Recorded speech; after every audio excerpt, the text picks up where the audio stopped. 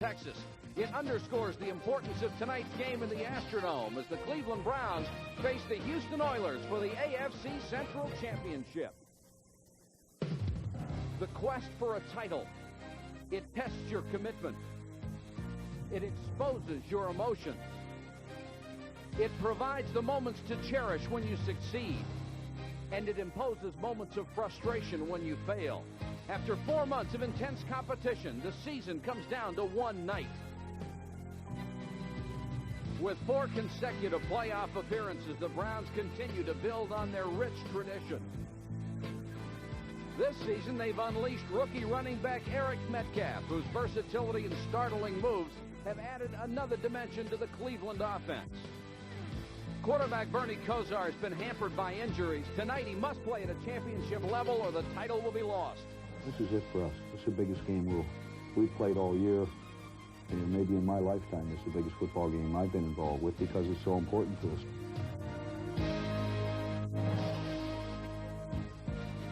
In the 20 seasons since the AFL-NFL mergers, the Houston Oilers have never won a division championship.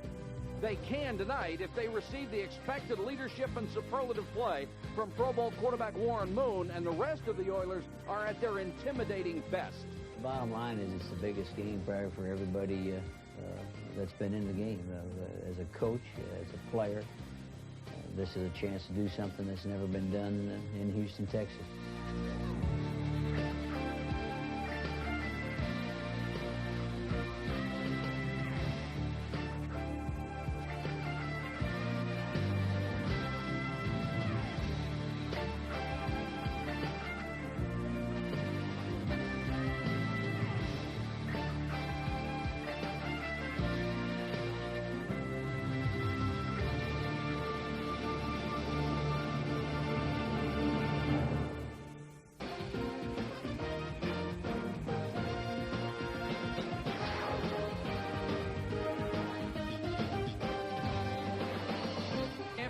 Is on the line for the Browns and the Oilers, and we have the largest crowd in the history of this franchise to see it. Standing room only. Good evening, everybody. I'm Mike Patrick, and from all of us at ESPN, Merry Christmas and Happy Holidays. Last week, these two teams went in vastly different directions. The Browns won a game that they had to have. The Bengals were wasted in Cincinnati. And, Joe, I guess when you lose 61-7, you just forget about it. Well, you try to forget about it. The coaches certainly can't. They try and encourage the players to. Jerry Glanville did the right thing. He didn't allow his players to look at the film. I wouldn't be surprised if it got burned in the process through the week, Mike. But they're a very loose ball club. They're going to come in here, let it all fly. That's the way Jerry Glanville coaches. Bud Carson, on the other hand, in his first year, this is a new experience for him. He said this could be the biggest game of his life. What's so interesting about the Cleveland Browns is Big Daddy Hairston, one of the team leaders, said yesterday at practice here in the Dome, he said, if anybody's tight for this one, you have to answer to me. So both teams are going to be loose. Now, you played in so many of these big games. What does it take to win one of them? In these kind of football games, what it simply takes is it takes your key players to make big plays. For the Oilers, Warren Moon is going to have to make big plays. He's got to get the ball to Drew Hill and Ernest Givens. That's going to be plain and simple for the Oilers. For the Browns, it's got to be Bernie Kosar's football game. He hasn't really played well. Just last week got his first touchdown passes in 20 quarters. So he's going to have to get the ball to Webster Slaughter and Eric Metcalf. Last week against Minnesota, combined, they only touched the ball 5 times. But I guess Bernie put a footnote to this whole thing when he simply said, this is not just another football game. Bud Carson, in his first year as the head coach in the NFL, after many years as a defensive coordinator with a brilliant reputation. Jerry Glanville now in his 5th season. He has a chance to do what has not been done in Houston since the AFL days in 1967, and that is to win a division championship. Standing room only in the House of Pain, the Astrodome in Houston. And the Browns will get the football first. The Oilers will kick off. Tony Zendejas has it teed up at the 35, and the ever-dangerous rookie Eric Metcalf waits deep, high and short. Metcalf at the 18 has to hesitate. Nice return by Metcalf all the way out to the 38-yard line.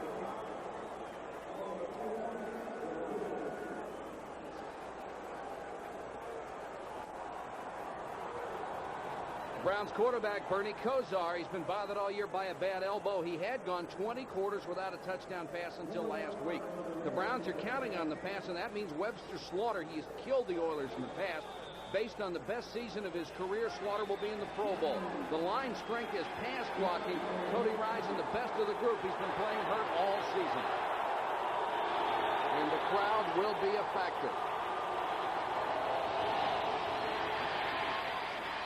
Kosar with his first throw, Brennan across the 50 into Oiler territory at the 49-yard line. His favorite possession receiver. The Browns going with a hurry-up offense. Surprise to you, Joe? Not really. This is a playoff game, and you pull out all the stops in this one. We saw trick plays last time they played. Now they're going with the hurry-up. Loose ball. They'll whistle it dead. That'll slow it down. Yes, it will. Dick Hantak is our referee tonight. And now Houston can make their substitutions. That's the whole thing. Is this game, because of the speed of the wide receivers, becomes very important whether you have 4 defensive backs in the game or 6 or 7. And that's why the hurry up by Cleveland is so important. It keeps the certain defensive people on the field for the Oilers. Encroachment, defense, 5-yard penalty, still first down. The Oilers under Jerry Glanville traditionally heavily penalized.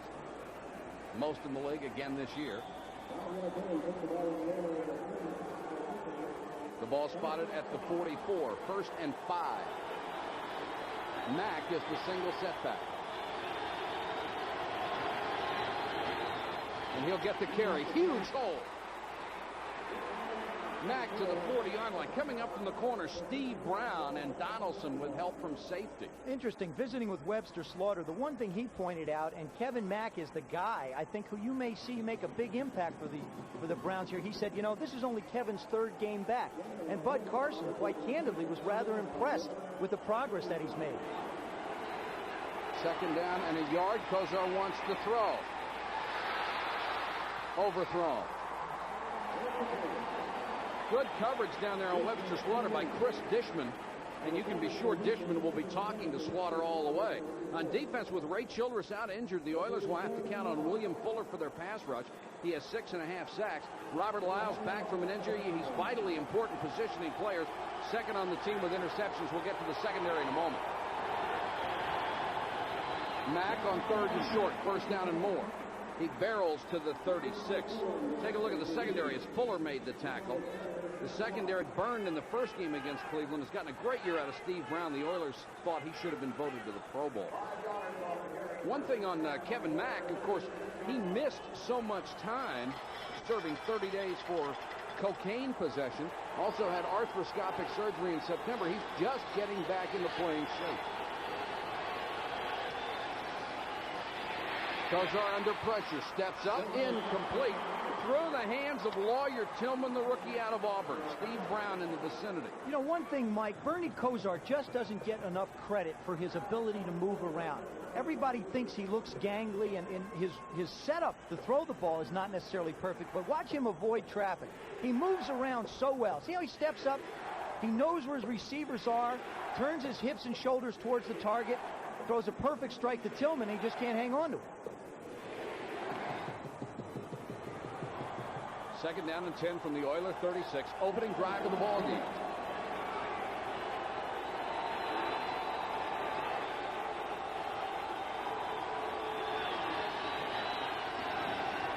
Delay to Mack.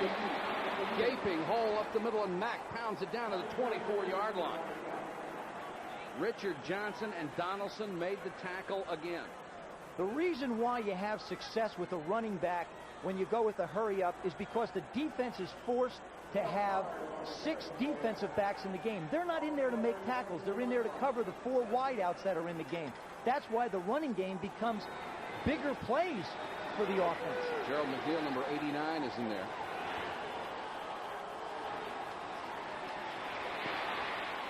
Kosar for McNeil, overthrown. Patrick Allen was with him on the corner.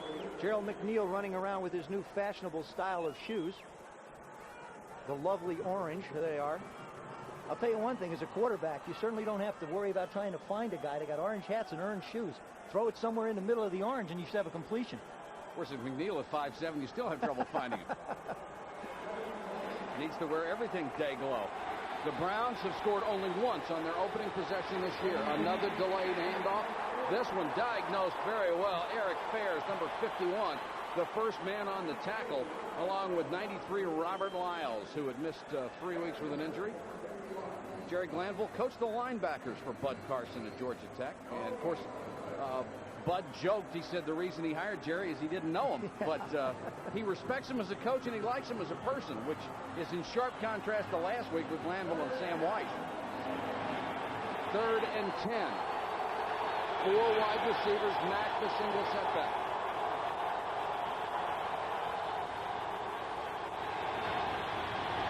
Oilers come with a blitz. Kozar with plenty of time.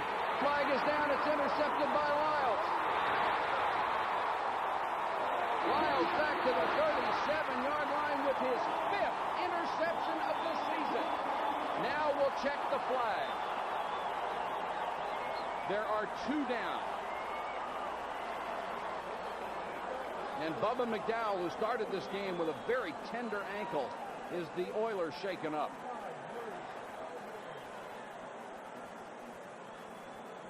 Dick Hantak and crew sorting this one out.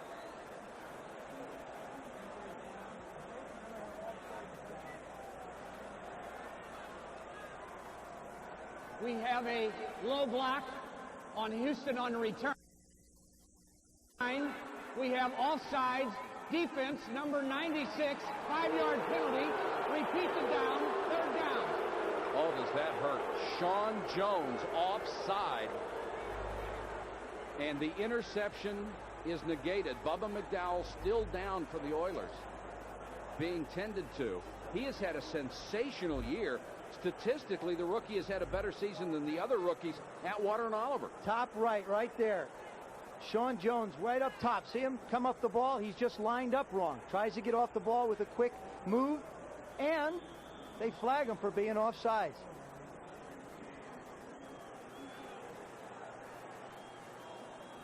That's McDowell just banged into the turf on the tackle.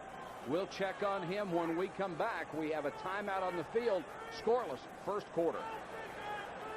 Great rookie year, but right now he's spent a little time on the sideline. 3rd down and 5 for Cleveland.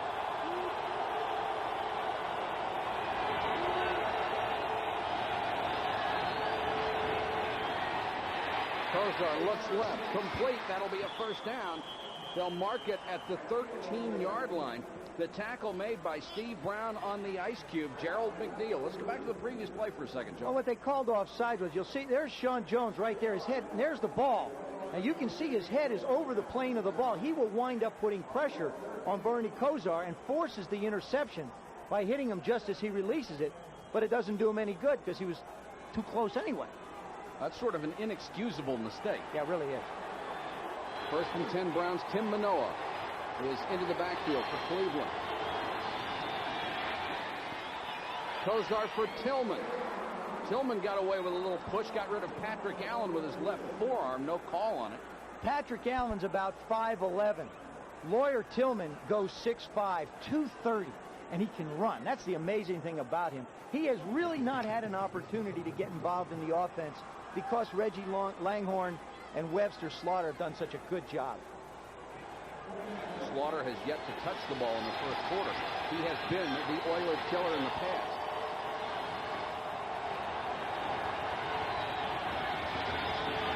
Delay to Manoa, hits the line of scrimmage and stuffed. Houston figured it out that time. The tackle by Robert Lyles, the 6-year man out of TCU. He just fills, there he is, he's in the gap. Center blocks away. As soon as Rakowski blocks away, boom. Just smashes him. Little smash face going on. That's Houston Oilers football. Lyles is tough. He is critically important to this defense. Very aggressive inside linebacker. 3rd down. Browns are 2 out of 2 on 3rd down conversions on this drive. Kozar over the middle, too high. It was intended for Tillman. Donaldson and Steve Brown had double coverage, and this will bring up a field goal situation. Well, what happened in this first drive is Houston gets a chance to see what Cleveland wants to do. They've changed their style a little bit. They're coming out with the hurry up. Every pass into the end zone, Bernie has been long with. I think that has to do with the fact that this game has a playoff connotation to it. You have a tendency to not want to make the mistake and underthrow anybody. You want to protect your offense. Matt Barr has struggled this year, only 15 out of 23. He has missed 3 potential game-winning field goals. Pagel is his holder, 32-yard attempt. And Matt Barr, the veteran out of Penn State, puts Cleveland on the board. 3-0. We have 9:59 to go, first quarter. We're told that Bubba McDowell has a slight concussion. His return tonight is questionable. He came into the game with a very bad ankle injury. They didn't know whether he could play or not. He gave it a go, but on that interception return after he got the ball, his face was just slammed into the astroturf. He had nothing but his face to break the fall. I mean, if you're playing on grass or if you're playing outside, at least the ground, well, it used to have a little give, but now that the world has become the tundra, the ground doesn't give anymore anywhere. Scoring drive took more than 5 minutes off the clock on the opening drive, and Matt Barr with a 32-yard field goal to make it 3-0. Brian Wagner, the punter, will kick off for the Cleveland Browns. Lorenzo White is the center deep man, standing at the goal line. Very important for Cleveland on that opening drive to try to get the crowd out of it. A record crowd here at the Astrodome.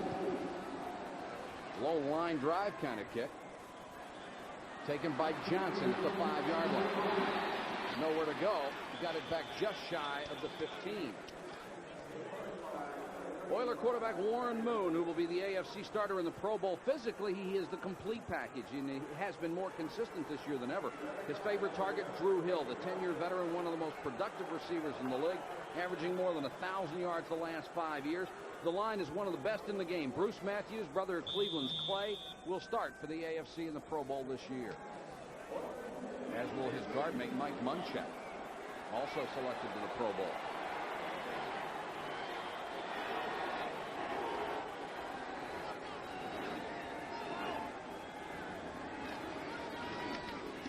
Rozier on the delay.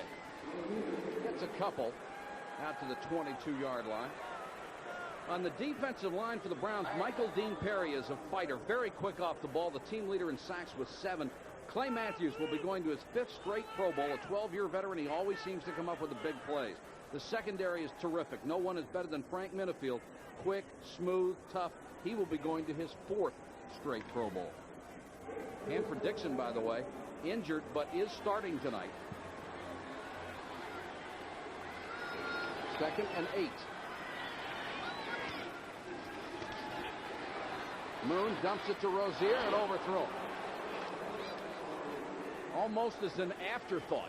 Well, it definitely is an afterthought. If you really take a look at the Houston offense, you look for the wide receivers first, the wide receivers second, the wide receivers third, and then if you really, really have to, you try and dump it down to the backs. I mean, both these teams love to work to the wideouts. The tight ends are no more than just guards with the 80 numbers on them in both these offenses. Last week, the Browns stopped the Vikings 17 of 18 times on 3rd down, and that is a great passing offense to shut down. 4 wideouts in the game. Moon with time, guns it near side, complete. And that will be enough for a first down at the 31-yard line. Curtis Duncan made the catch, and Frank Minifield was over there in coverage. You're really playing into Houston's hands when you play in the Astrodome. They love the surface.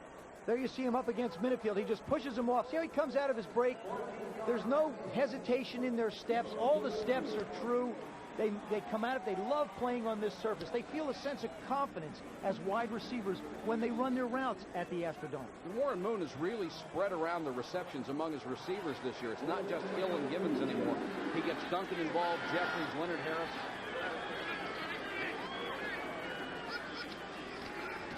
Highsmith with his first carry. Got it out to about the 33-yard line. Gang tackled by the Browns. statistically, they are third in the conference in defense, but I think they're better than that. Oh, yeah. They do things so well. They're up against some very good offenses. See how Clay Matthews reads the flow? First, he takes his brother on. He didn't talk to him. He said he didn't want to talk to him this week, so he had a chance to just bump into him out there instead of talking to him. Then he moves in to make the play. I asked him if they usually call each other during the week. He says, I'm not going to call him. If he calls me, I'll talk to him. What does that tell you? They're serious about this. 2nd and 7 after a gain of 3.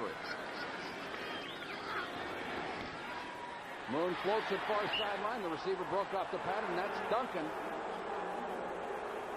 Right with him was Minifield.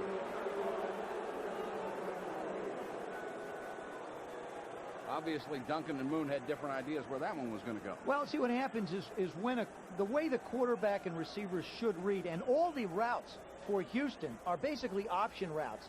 The wide receiver and the quarterback have to see the same thing. In that instance, Minifield was up in a press on Duncan. Duncan felt like he dropped off far enough to run his route. Moon thought that he should continue. That's why I never liked it as quarterbacks. I never liked to give those options to the wide receiver. Moon has only hit 1 of his first 3 passes for 14 yards. 3rd and 7 here. Good pass protection, unloads, complete. It's a first down. Got it to Givens. Boy, he had Harper all over him, and somehow Moon fitted it in. Well, not only that, the key to this, and this is great for any young receiver watching, watch how he works back to the quarterback. He drives up the field. Now, look, he's coming back to the ball. If you come back to the football, that means that the defensive man is always going to be behind you, and it increases the chance for a completion. Quarterbacks love to see square shoulders and numbers facing them, particularly if they're their own guys. Well, you like to have Harper as a backup corner. He's a terrific player. They barely miss a beat when he goes in.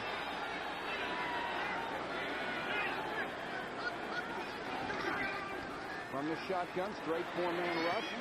Givens to the Browns' 45, 44-yard line. Mike Johnson horse-collared him there. Got some help from Tony Blaylock.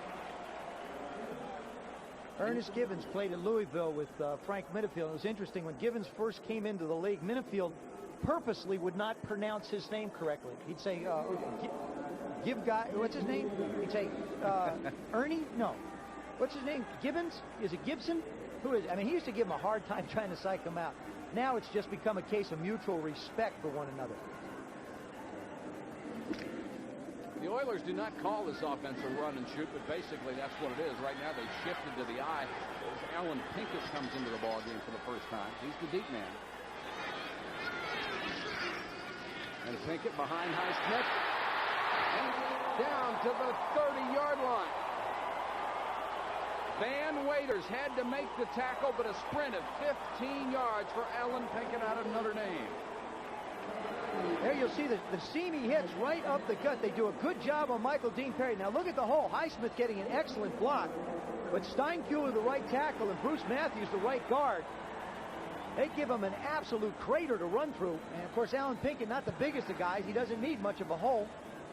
Out of Sterling, Virginia, and the University of Notre Dame. We call these guys the Bruise Brothers. The Oilers with an impressive drive inside the Cleveland 30. Moon again with good time, throws incomplete, slightly behind his receiver at the 15-yard line. Givens couldn't get the hand on it as Mark Harper was with him again. Yeah, but what you saw right then is you saw Warren Moon throw passes before. Now you're going to see him take it up a notch and gun it. He knows how close the coverage is. He just flat rifles this thing.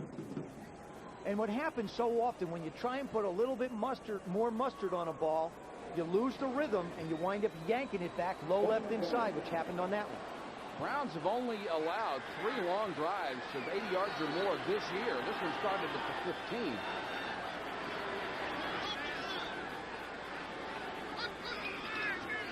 Pinkett again. This time Mike Johnson, the middle linebacker, waiting for him. Johnson said there was a sense of desperation for both teams, and a guy that the Browns thought should have been in the Pro Bowl this year. And it's unfortunate to a degree for Mike Johnson that he plays in the same conference with Mike Singletary, and nobody is doubting Singletary's ability to be an all-pro and a leader. He's great. But I'm sorry. Yeah, okay. AFC. I knew that. I had that right. But he's one of the rare 4-3 linebackers in the AFC. That's right. And he's also in the same category as Mike Singletary. Third down, 9. Straight rush, no pressure. Moon too high for Duncan, picked off at the goal line. Felix Wright. And what a year he has had. His 9th interception, his 23rd career. That one was just airmail. Got to give credit to the rush, though. They forced Warren Moon to move around a little bit more and throw the ball late. By throwing it late, he forced it high. All right, see, here comes the pressure. Inside, Bubba Baker making him move. Now, Duncan's open. He just flat airmails it. Up high and away. Felix Wright playing center field. You know, these two teams have seen each other so much that what you're going to see basically is going back and forth in big plays from big people. First quarter, Cleveland with a field goal lead on Houston. That's Felix Wright, who just got his 9th interception of the year. He has had 7 against Warren Moon. He's played against him now in the National Football League and the Canadian Football League. Picked him off 7 times. He also said Warren and he have played each other so many times that it's not a question of fooling one another anymore.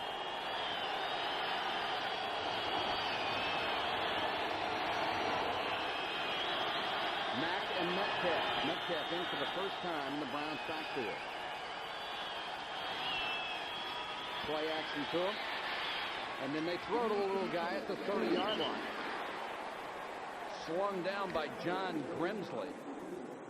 Metcalf, the first-round draft choice of the Browns, tried to make him an every-down player earlier in the year, but you don't really want him running inside. He's only 180 pounds, and that's with an anvil in his pocket. That's it really is, and you just can't take a guy like that and expect him to take the pounding through 16 weeks. Plus, he's another one of those guys who came to camp late, and he didn't have the benefit of having training camp to get himself ready mentally. Gain 6 on that last pass.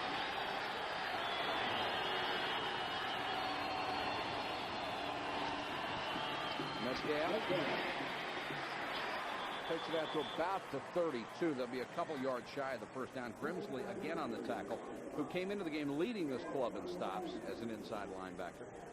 You know, Mike, the Cleveland offense is basically a second-generation Lindy Infante offense. When Bud Carson took over, he did not want to make a lot of changes.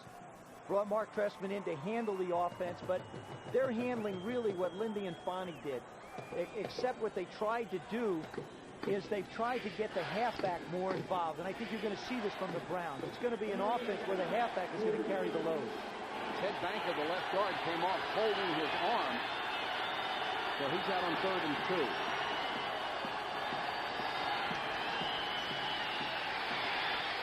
Throws our sidearms it to Metcalf, first down and more. This is where he's the most dangerous. Metcalf still on his feet. Touchdown. 68 yards. But I'll tell you what, it really looked like he stepped out of bounds in front of the Cleveland bench. Boy, did it look like he was out of bounds. Well, he skirts along that sideline, and you just can't tell because he's got his shoes spatted, slides down the sideline. We'll just have to take a look-see. It looked like the referee who might have made the call was knocked over during the play. Bernie coming down low to Eric Metcalf. Out of the backfield. Now he starts. Here's the move on Kenny Johnson. There's the old foot up and around the outside. Now here he comes down the sidelines. Look how close he gets. Look at that. Oh. I think the toe's out of bounds. Tell you, no, the side judge is right there. Yep. I mean, he's in position. He sees. Now here. Now he makes his move. Then the back judge gets run over. Now the officials have stopped play as there's some pushing and shoving. A flag has gone down. What a big play by Metcalf, and that's what they tried to do all year. Get him the ball in the open field. They showed the replay on the scoreboard here in the Astrodome. The crowd went nuts. They still don't like it. You know, Jerry Glanville made a very candid statement about Eric Metcalf. He said, unfortunately, if he gets into space, into the open field, we really don't have anybody who can catch him in the secondary. And there you had a chance to see it. Defense, number 96, delay of the game for kicking the ball. The penalty will be enforced on the kickoff. And you'd have to think that Sean Jones did that, hoping that instant replay would look at it. Yeah, he's a very intelligent, he understands this game, very intelligent guy. He's looking for every edge.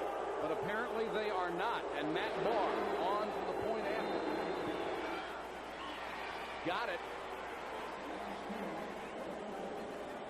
A 68-yard game breaker for Eric Metcalf. 3:04 to go first quarter.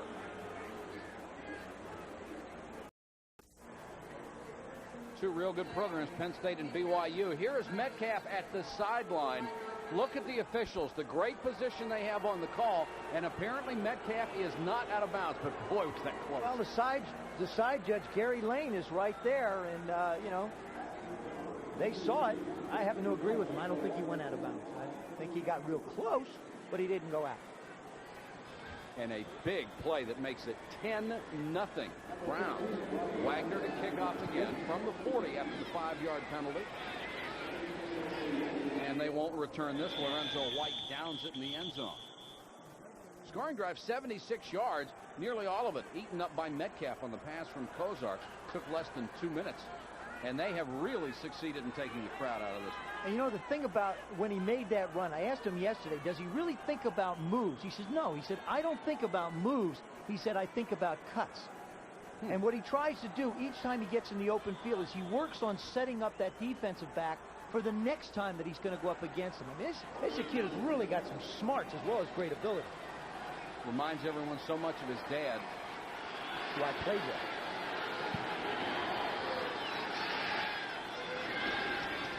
Moon on the delay to Highsmith. Not much. Al Baker, the 12-year veteran, the free agent, came over from the Vikings in on the stop. They've gotten a lot of mileage out of Baker and Hairston, who have 26 years between them up front. I know, and all 21 of them were chasing me around. I mean, matter of fact, Al Baker broke one of my helmets when he was with the Cardinals. Hit me with a forearm, sent me to the ground, the ball one way and my helmet the other. Sitting on a mantle in my house. Fortunately, my head's not in it. 2nd and 6.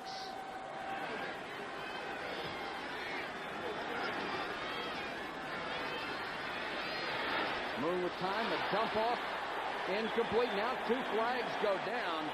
Van Waiters was all over Alonzo Highsmith. And Mike Johnson was there just in case anything might have happened. Defense, number 59, automatic first down. Excuse me, it is Johnson, not Van Waiters. He was close enough. It's a pick 'em, Mike. You're right. It's a pick 'em. See Highsmith hook up right in the middle. Now, there obviously Waiters gets hit. Well, what happens, see, now Johnson comes in late. It's always like, even if you're close and you come in late, they accuse you. So it's a first down, and the Oilers have the ball at the 26. For 5 weeks this season, until last week, the Browns offense averaged 10 points a game, so they're already doing better than they have for the last month and a half. Pinkett, little darting run, got up short of the 30-yard line. Baker again in on the stop. Very nice in here in the Astrodome tonight, but outside, still bitterly cold in Houston, where the Goodyear Blimp America out of Spring, Texas, with pilot Larry Chambers flying around the Astrodome. The crowd of more than 62,000 here tonight. Biggest crowd in the history of Houston Oilers football. And right now they are not a happy group.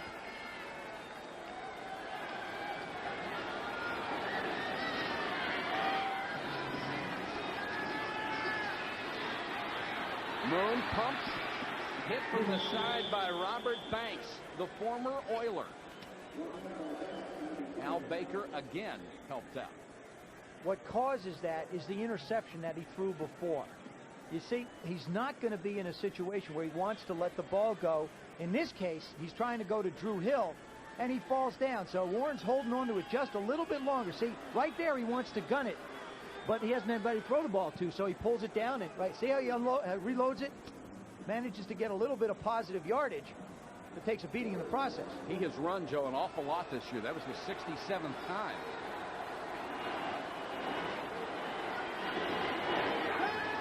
Flag is down. Moon scrambling. Didn't dive. Got to the 42. That will be whistled dead. Loose ball picked up by Felix Wright, but whistled dead at the 42 and will be a first down pending the flag. Scramble of 12 for Warren Moon. And it will stand.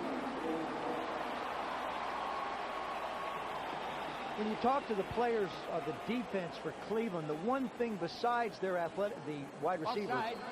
Defense, number 24. Penalty is declined. First down. Besides the speed of the wide receivers, Cleveland's defense was concerned about the scrambling ability of Warren Moon. He's not going to run like a Randall Cunningham and gain 100+ yards and hurt you. But it's scrambles like that that keep drives going that really concern him. He only runs when he has to, but he is a very good athlete. The Oilers have just, of course, that counts a 61-7 game last week when they were slaughtered by Cincinnati. Moon again under pressure.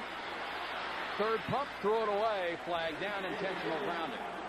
Warren's going to argue, but no doubt about it. Well, you know, I'll tell you something. I don't agree with that. He's got Alan Pinkett hooked up about a yard or so in front of where that ball goes. He throws it at his feet. I mean, I don't think that the rule is right. I mean, you're supposed to stand there and take a hit instead of throwing the ball away. What? Aren't they trying to protect the players? Intentional grounding. Number 1 on the offense. Spot of the foul. Loss of down. Worst thing about that penalty is loss of down to go with the yardage. Oh, you can't believe it. There. Now, see Warren. He's pumping. He's pumping. Now he tries to come back. Now, look. He's getting out of the way. You know, I mean, you're still avoiding. You say, no, I don't care. I don't like, you know, I'll protect the quarterback. I mean, that's the design of the game, is to protect the quarterback. Let him stand there and get hit, and then we'll be out of quarterback. Whether you agree with the rule or not, the rule says if you throw it away to avoid a sack, yeah, I know that. It's intentional grounding. I know that, but I still don't like it. Second and 21.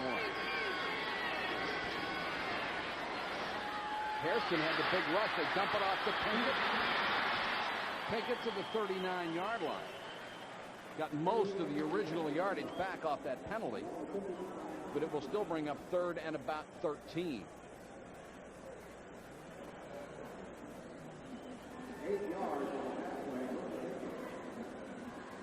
And now a rapidly moving first quarter comes to an end. Our score here at the Astrodome in the fight for the AFC Central Championship, 10-0 Browns. There's air under the heel, so he has a shift in body weight. Now, if we roll Warren Moon on the other side, who's considered one of the more classic drop-back throwers, you'll see him as he brings the ball through, and as he releases it and stop it there, there's his hips and shoulders pointed in the direction, and air under his. Really, I think what people say about Bernie releasing a football and the way he throws looks almost spastic, that's not true. He gets it done however he has to. Throws sidearm. It just looks a little awkward in the setup, but the release is just like everybody else. First quarter was a game of big plays. The Oilers' interception nullified by a flag, and Warren Moon was intercepted when the Oilers were in scoring position. And Metcalf, a 7-yard reception and tacked on a 61-yard run on the end of it. Third and 13. Moon dumps it short. Hill, way shy of a first down, got out only to the 44-yard line. In that case, you just want to get positive yardage. I mean, the Oilers, with the explosive offense they have, they realized they moved the ball before the interception. They know they can move the ball against Cleveland.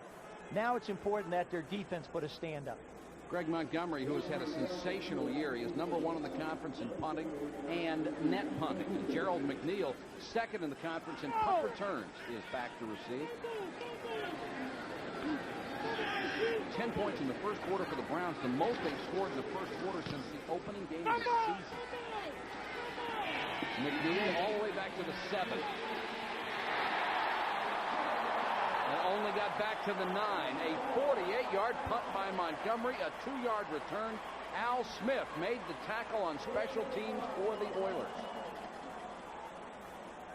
Hope you'll be with us on ESPN's New Year's Eve special. The Knievel legend continues. Acapulco Cliff Diving Championships. LA Gear presents ESPN's Unstoppable Women of Sports. Our coverage begins at 8 o'clock. Last one's an intriguing title. The Unstoppable Women of Sports. I want to see it. Of course, I want to see all of it. That's Robbie Knievel. I think, what, Steffi Graf would probably be one of those unstoppable dominators. Browns take over inside the 10. The crowd trying to get back into it.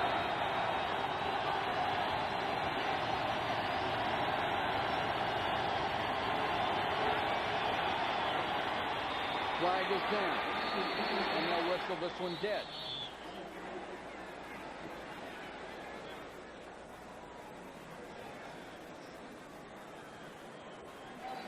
Offense, number 74, penalized half the distance to the goal line. Still first down. Paul Farron, the left tackle, moved early. That happens so often when you try and get the other team. You know how aggressive Houston is. Now watch the lower left side of your screen. Number 74. He's just going to move. You see the nose tackle move. Just rock back. All you have to do is rock back in your stance a little bit, and they're going to flag you. I'm sure Bernie did that. You try and buy a cheap foul. You try and get him to jump offside. It didn't work. It worked against him. Spot the ball just outside the 4. Metcalf leaves the field, and they'll go with Mack. With the single setback. 4 wide receivers. Excuse me, 3 wides, and Ozzie Newsome.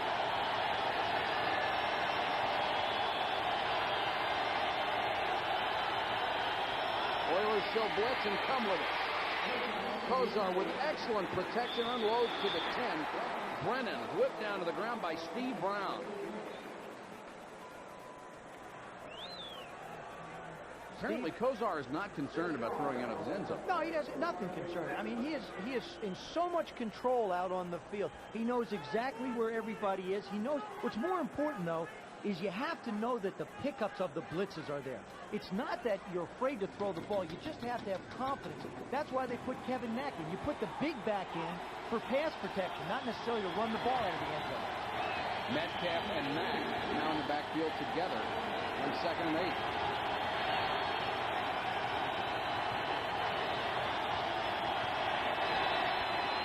Metcalf. Great speed. Went out of bounds right at the sticks. Dishman chased him out. Good block by Ted Banker, who went off injured a little bit earlier. Now, Cleveland, in that case, that time they faked the reverse to Reggie Langhorne. What happens is if you hurt a team the first time you play them, then all of a sudden they become more cautious. Now, watch this. Left side of your screen. There comes Reggie. See him? He came from the wide receiver position to fake the reverse. Dishman was moving across in coverage to try and stay with him, which opened up the opportunity for Metcalf to pick up the big game.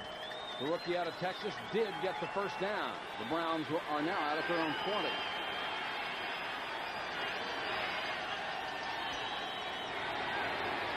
20. Kozar to Mack on the screen. Good job by Lyles, and what a hit by Steve Brown. And Steve Brown's not a happy camper. He's got 5 interceptions. I think he really felt like he had an opportunity and a shot to go to the Pro Bowl. He didn't get selected, and this is just a great way to take it out on somebody. Watch this, though. You talk about a corner coming up for support. He's giving away a few 100 pounds, it seems like, but he sure put it into it. Has more interceptions, 5, than any other corner out of Oregon. Kozar 6 out of 11, 100 yards, and a touchdown. Doesn't look like the elbow's bothering him too much, does it? No, he heard it against Kansas City, and it's just something he realized he has to live with. 2nd and 7. Metcalf, they fake the reverse again. Metcalf somehow got out of trouble. Robert Lyles hit him for what could have been an 8 to 10 yard loss, and he just spun out of it. We talked about big players making big plays. Now, every time you make a big play, watch this. He's going to come across. The reverse is going to come. They're going to go inside again, and everybody gets a shot at him, but he manages to get up the field and make it a positive game. Fake the sweep. No. There's the reverse. They actually were going to run the reverse that time. He just decided to keep it and managed to make something out of nothing. Now, that doesn't seem like a lot. You know, you might say that's not a big. That is a big play by a big play guy. And I will guarantee you the trick play is coming somewhere. They're setting it up. 3rd and 7.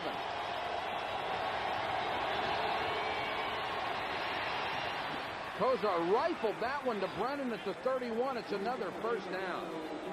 Bubba McDowell back in there after a slight concussion in the first quarter, made the tackle. Kozar loves to go to Brennan in the clutch. Well, you get a feel for people. He knows exactly where he's going to be. He's the inside receiver most of the time. The thing that impresses me is Bernie Kozar hurt that elbow almost 6 weeks ago. And the problem he said he's having is when he throws to release, he cannot totally extend it.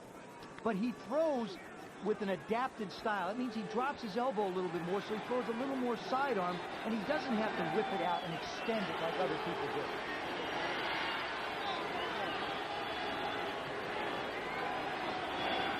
Comes the blitz. Kozar unloaded that one in a hurry. Webb's to Slaughter, covered like a blanket by Dishman. John Grimsley was the first one in there applying pressure.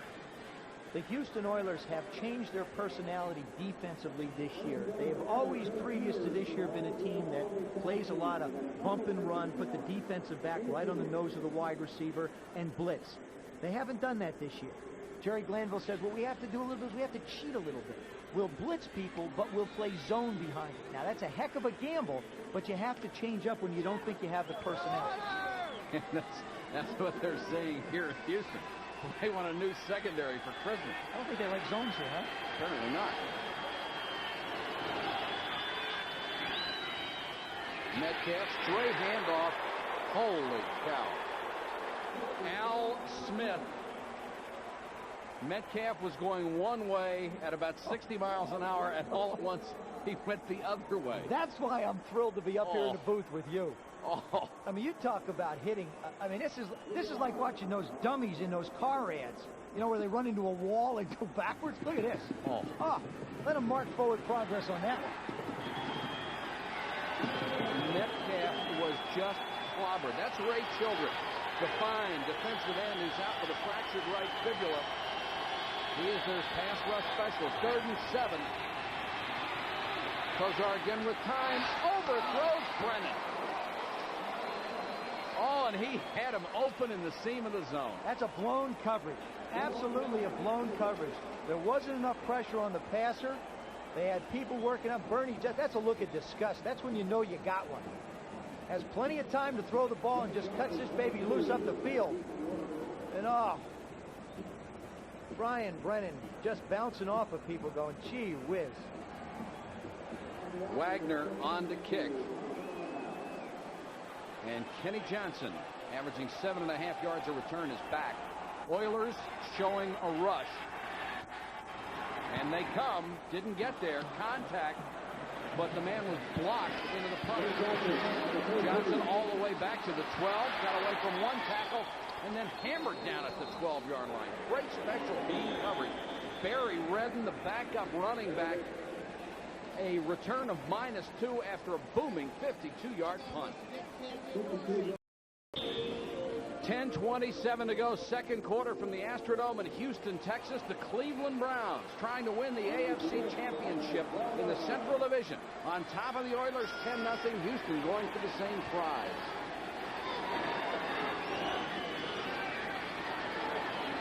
Moon to Verhulst, his tight end.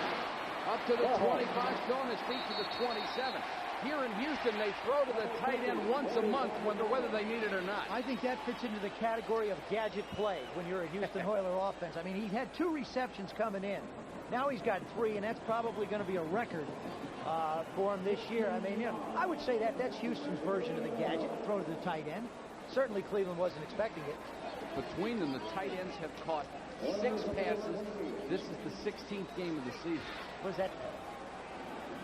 Big game, though, 15 yards. There's a trend there.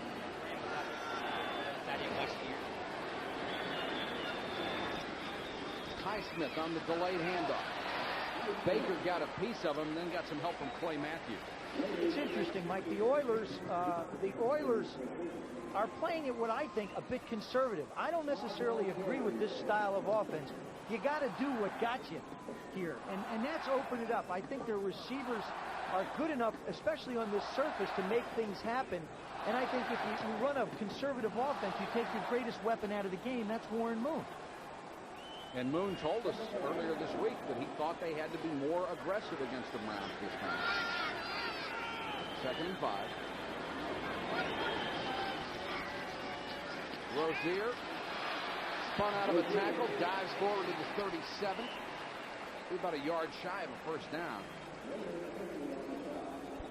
2 of the last 4 games, Rozier has fumbled the ball early and not seen much playing time after that. And, you know, the fact that the Oilers did not score in the first quarter really isn't that exceptional. I mean, there's a team that hasn't scored but 50 points all year anyway. Michael Dean Perry jumping inside to make the play. Now, this is something you've seen from any defense coached by Bud Carson. Joe Klecko, Joe Green, all the guys who played in the 3-4, but really played off the nose of every center. 3rd down and a yard. Browns hustling personnel on and off the field. Rozier on a delayed play, and the Browns really messed it up. Clay Matthews got in there. Carl Hairston got in there. Slow developing plays on short yardage aren't successful very much. No, they're really not. Now, Michael, look at how low Michael Dean is. See, look at how low he is. He comes out of his stance almost like a sprinter, goes by 1, 2, 3 people, and manages to just get into the backfield, and then he gets help from Matthews on the backside. But that's Michael Dean's play all the way. In his 2nd year, Michael Dean Perry will be going to the Pro Bowl. McNeil standing at his 22, waiting on the punt of Greg Montgomery. The Browns with a full house on the line of scrimmage.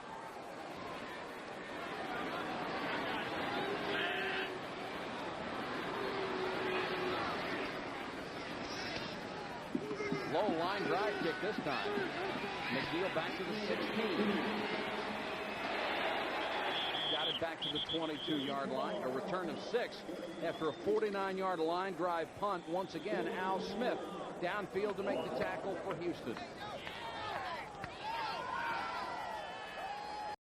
Nothing lead, 2nd quarter of the Astrodome. Bud Carson on your left, Jerry Glanville on your right. And Bud Carson said, the rest of the teams in this division let us get up off the floor. Maybe they let us get up 1 too many times. This is when they started training camp at the beginning of the year, they wanted to be in a position to win the division. Through the entire 15 previous weeks, they've had opportunities to put it away. They've had opportunities to be going home. Now they're right where they want to be. It's in their destiny.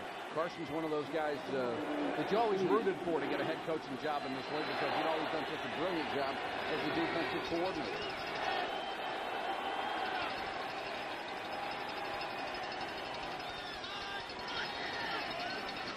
Mack, the single setback, flag is down. Mack was blasted by John Grimsley as he got to the 25-yard line. We'll check the penalty for you. And the Browns were offside. No, he's going to change it. No, now they're signaling Houston. Offsides, defense, number 93, 5 yards, repeat, first down.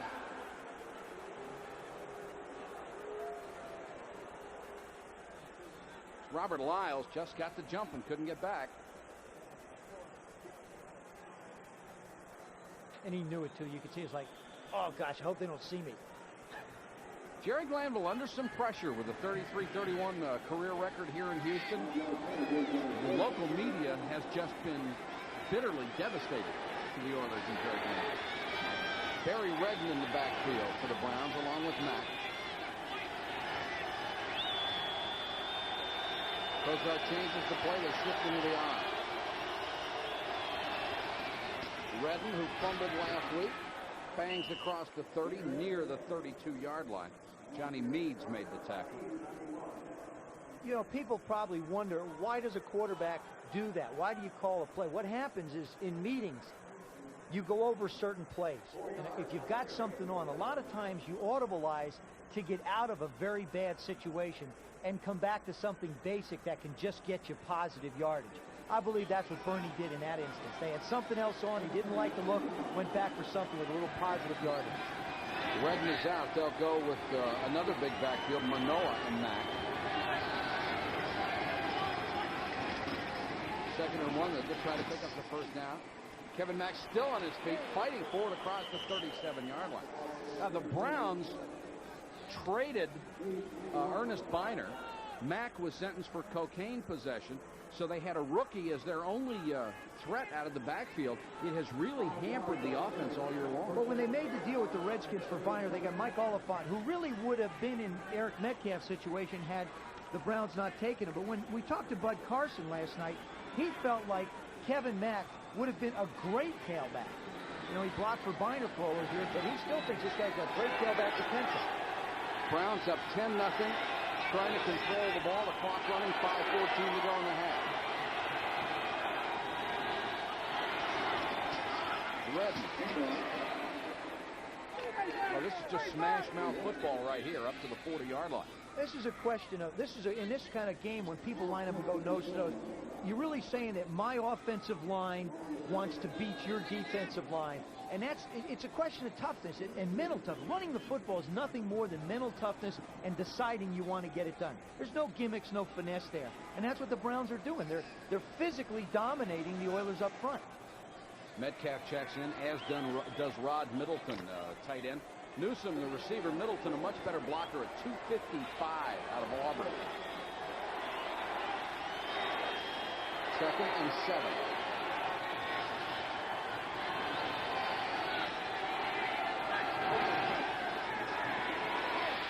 Kozar again with time, throws for McNeil. Flag is down.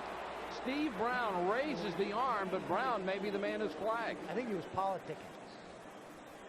You know, it's like, that was a great defensive play. Defense, number 24, first down. Steve Brown. Houston doesn't ever get bothered by the fact that they're going to get some flags. There's Brown. He's moving up. A little out of position. Makes the turn. Yeah, there's no question. He just really got himself caught out of position bad. He anticipated, I think, the ball would be there a lot quicker. And it wasn't. Metcalf with his orange shoes. In for some work on his tires in the pits. Those are illegal, by the way, aren't they? Yeah, they'll get fined, but there's 6 of them out there. They'll get a letter. They wore them a couple of weeks ago, and Bud simply said, take a few weeks off, guys. Give me a break, will you? Browns have dominated since the Oilers had an interception overturned by a penalty.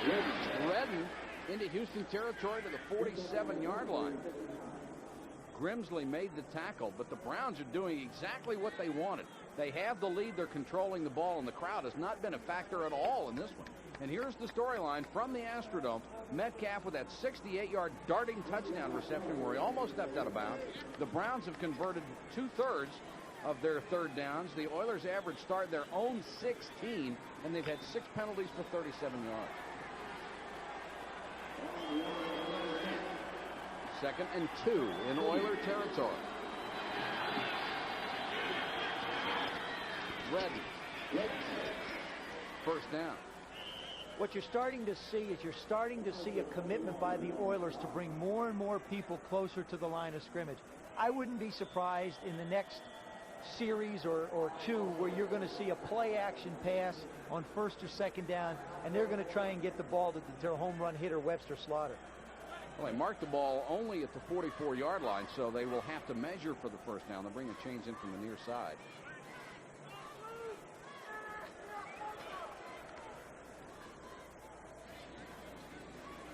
And it is a first down. Clock is down to 3:22 in the first half. Now, Houston has the big play people, but if they don't have the ball, the big play people don't do them any good. Well, the other thing is, I really feel like they've come out. They've used their 2 backs most of the time. They've tried to run the football. Last time they had the ball, they ran it 3 times straight. I don't think they're going to beat Cleveland running the football. I think they got to open. I mean, you don't want to get behind too far where you have to open the. But they're working themselves into that hole. Rather quiet 62,000, isn't it?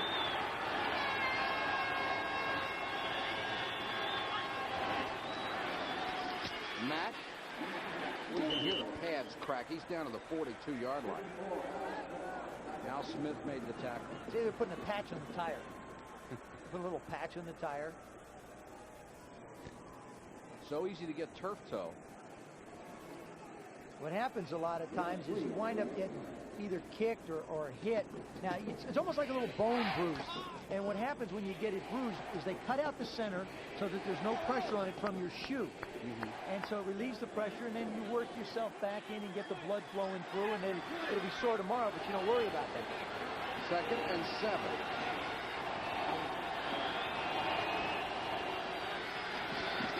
Comes the blitz.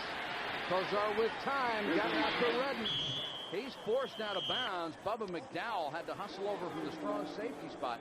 But Kozar read the blitz beautifully. Well, you're just going to see. I think Houston's going to have to gamble. They're going to have to go after Burnett. It's going to be a question of him unloading the ball. That one he just sort of lobbed out to Barry Redden, and he makes the play. Sean Jones coming up the middle.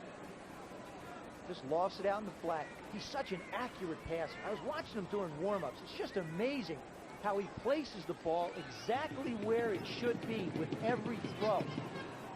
3rd and a yard from the Houston 35-yard line. This is a huge drive with the Browns already up 10-0. And the Browns will take a timeout with 2:10 to go first half. And the score, the Cleveland Browns 10, the Houston Oilers nothing. That's the Gator Bowl from Jacksonville, Florida, where they get dumped on by the weatherman this week. It's been nasty in the south. 8 inches of snow. I'll tell you, it wasn't many picnic down here in the south. 9 degrees But yesterday at our hotel. It will melt in time for the Gator Bowl. Probably be 80 degrees, too. 3rd and a yard.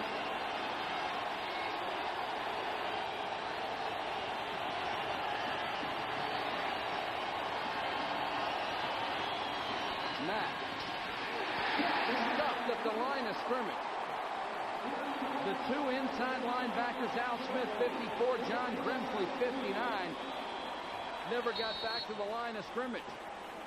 It will be 4th and about 2, and we have reached the 2-minute warning at the Astrodome. Still 10-0 Browns. Bud Carson has decided to go for it on 4th and about 1.5. You like that call? I do like the call because you're only 15 yards from the 20-yard line. What happens is if you punt it, you put it in the end zone, you're only giving up 15. You know, this is a gut check. If your football team is worth going to the playoffs, if this game means as much as it does, then you have to make this amount of yardage, and everybody out there has to know it. Crowd comes to life. Mack and Redden are the backs.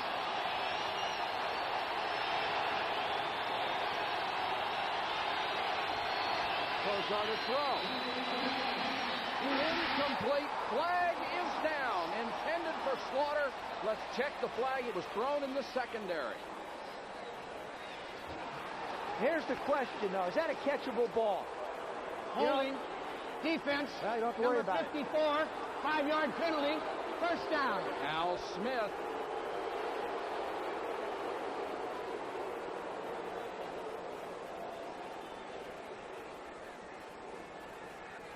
Oh, yeah. He's hanging on to him. You know, there's no question. I mean, he just couldn't get away from the guy, and it's Al Smith gets called. So the gamble works, and Jerry Glanville says we need to talk about this. Wants a timeout, and finally gets it. Glanville was also signaling he thought maybe the ball was tipped. And if the ball was tipped, all bets are off. It's open season. Yeah, that's right.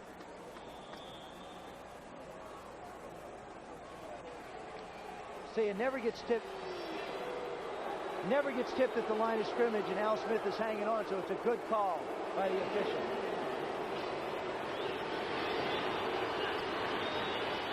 Redden gets a couple and dives for 4, and the flag is down again.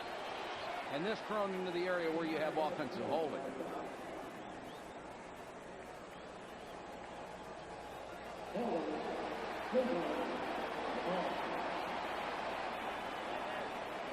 So the Browns, who have not made many mistakes, will have to march back 10 yards. They haven't in this game, but they're 3rd in the league. Holding. Offense. Number 63. 10-yard penalty. Repeat the down. First down. But they're 3rd in the league in penalties. I mean, Houston, obviously, you concede that they're going to be number 1 because that's the way it works. You'll see rising the right side of your screen, number 63. There it is. Oh, yeah, that's the underarm.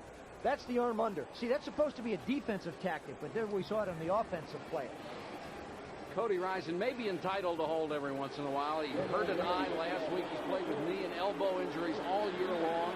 Went to the Pro Bowl a couple of years ago. You can't convince a coach to feel that. No. 1st and 20 now. 3 wideouts in the game. Here comes the blitz. Good protection again, and Kozar for Slaughter. Touchdown.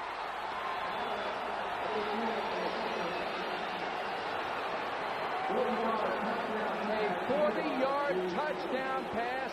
Webster Slaughter beat Chris Dishman. There's one of your big play people making the play, and Chris Dishman was all over him. Only thing he didn't do was get a hand on the ball.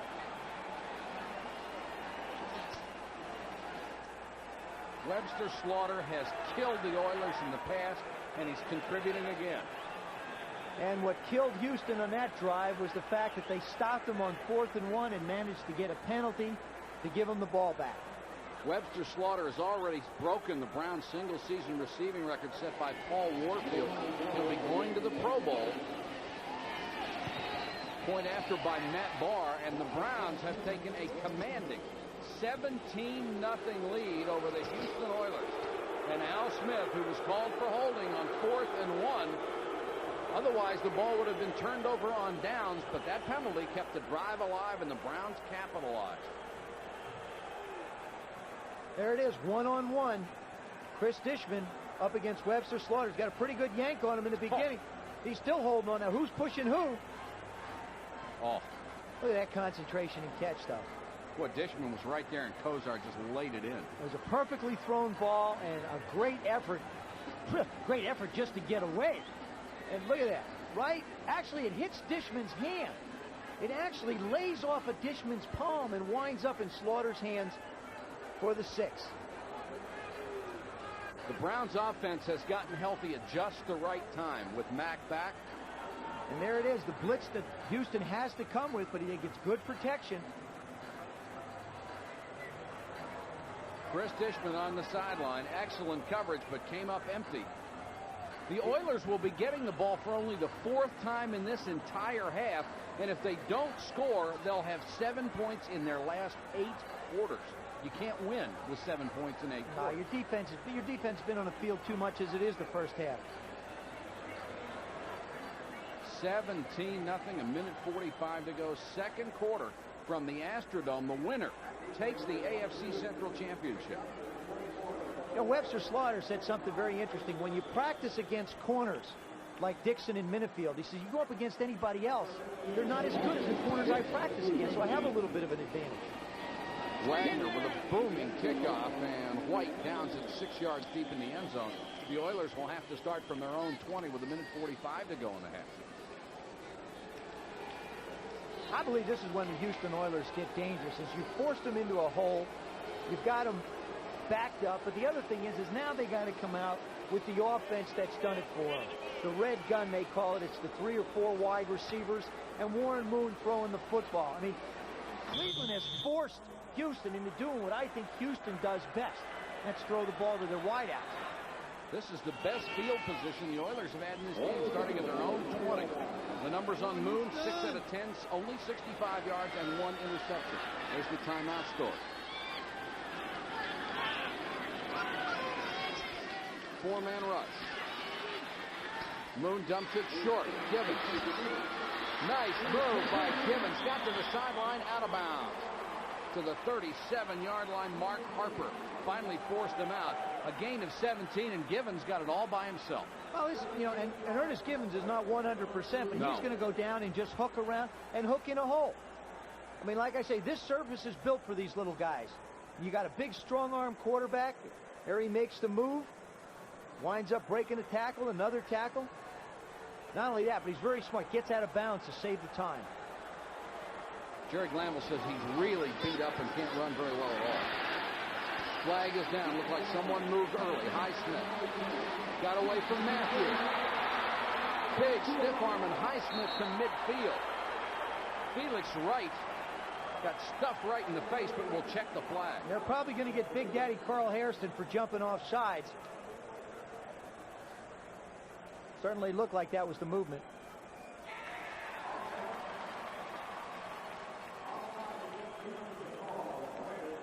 Offside. Defense, number 78. Penalty is declined. First down. There he is, Big Daddy. 14 years. Came to the Cleveland Browns in 1984 with a trade with the Philadelphia Eagles. Another youngster still playing this game. And even though he's the oldest player in the AFC on defense, they expect him to come back next year. And he expects to come back. 2-minute drill. This is what the Oilers have done. They have been very good at it, and you would expect it with Warren Moon. Unload. Hill. Near the first down. It'll be just shy of the 40-yard line. And now Givens and Hill being more involved in the offense, as you said earlier. Well, this is how they got to make their living. Hurry up on 2nd and inches. Clock running, 1:05 to go in the half. Moon under pressure. Baker knocked the ball loose.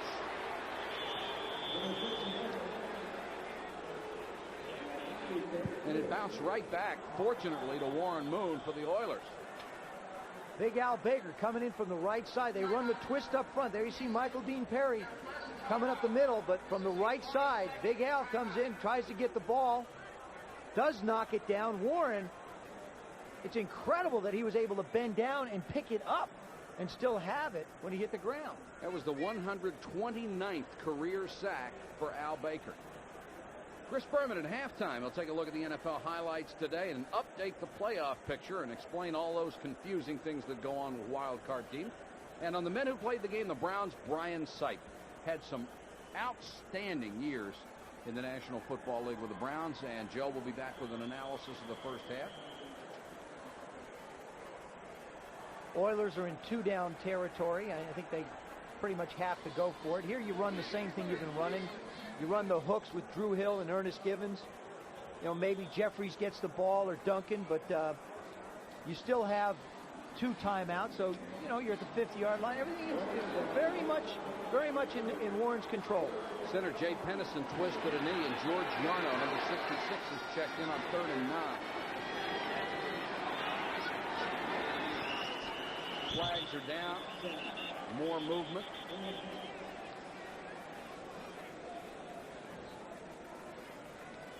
Al Baker may have gotten away with one that time. He was lined up in the neutral zone. His helmet was past the ball. You couldn't even see the ball.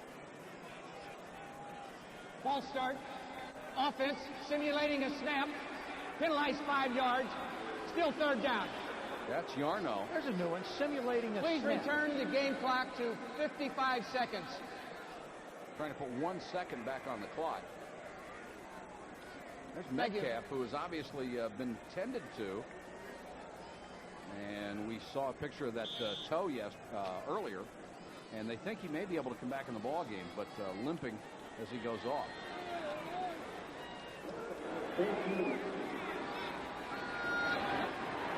Third and 14.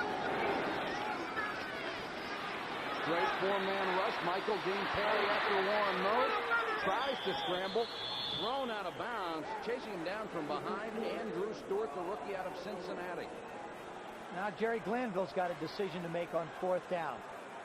This is one that's tougher than Bud Carson's was before. Sure is. Because you got 9 yards to pick up the 1st down. If not, you give Cleveland plenty of time and not a lot of field to have to travel to put some more points on the board. And I guess in Jerry's case, what's the difference if they get 3 and go in down 20 as opposed to 17? You're going to need 3 scores at least to win it anyway. Well, you gave up 61 last week. You're only down 17 now. Yeah, but you only made up 7. Oilers used their 2nd timeout with 49 seconds to go on the clock. Obviously, they're going to talk it over. Cleveland doing a real good job on those receivers in that secondary coverage. Goodyear Blimp America is with us tonight, taking shots outside of the Astrodome complex. The America base just 20 miles north of Houston in Spring, Texas. Well, they fly around in real cold temperature. Santa and Rudolph piloting this one, getting in some practice before the big night. Rudolph got his nose ready. I think that's what I see up there in the sky. That's not the blimp's landing lights. It's Rudolph's nose.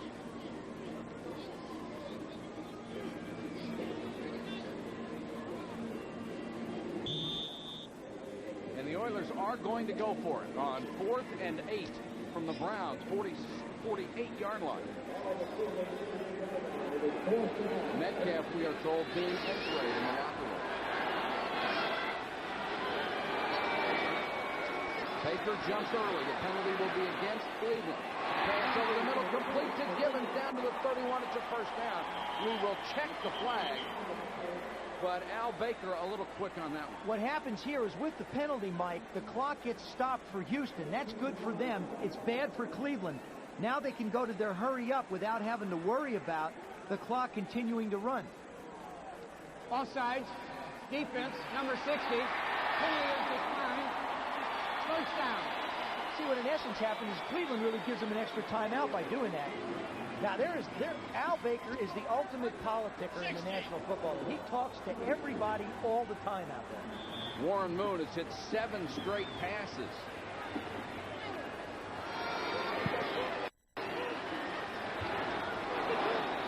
Comes the blitz. Moon unloads. Hill. Very close to another first down at the 20-yard line. Felix Wright took him out of bounds. And there you saw Cleveland gambling a little bit now to try and come after Warren with the blitz. But when you're in the shotgun and you've got the release of a Warren Moon, you're just not going to get there, even if you're a free runner. Clay Matthews comes outside. Good job by Alan Pinkett. And there you saw Mark Harper come from the left side and just not get close enough. Moon now 11 out of 15, 131 yards as Drew Hill and Ernest Gibbons become more involved in this passing offense in the hurry up. 37 seconds to go in the half.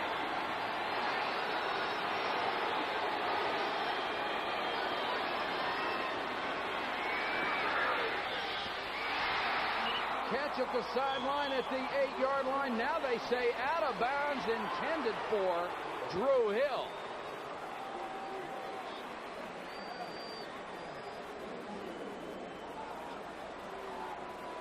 Now Jeffries is going up the field. There's Jeffries. You know, he's throwing this ball. I don't know. I think he's throwing this ball to Jeffries. And Drew Hill just happened to show up.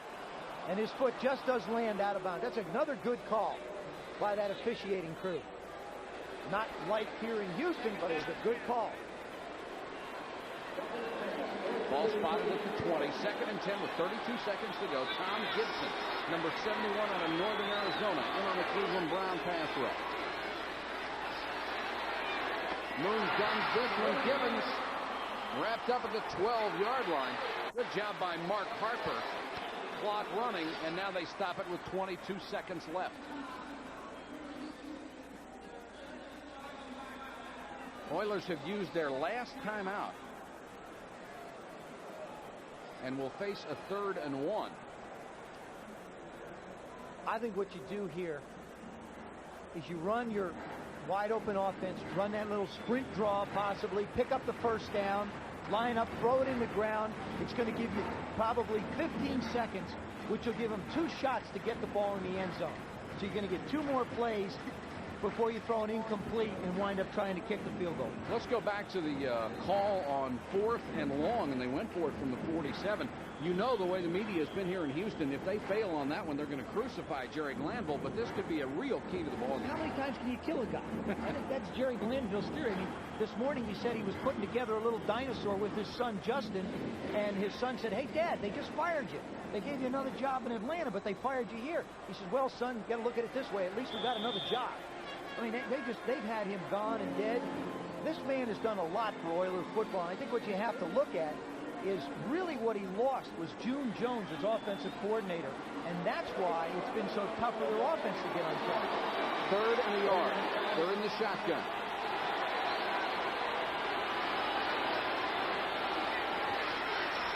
Matthews came on a blitz. The pass just behind Harris. Incomplete.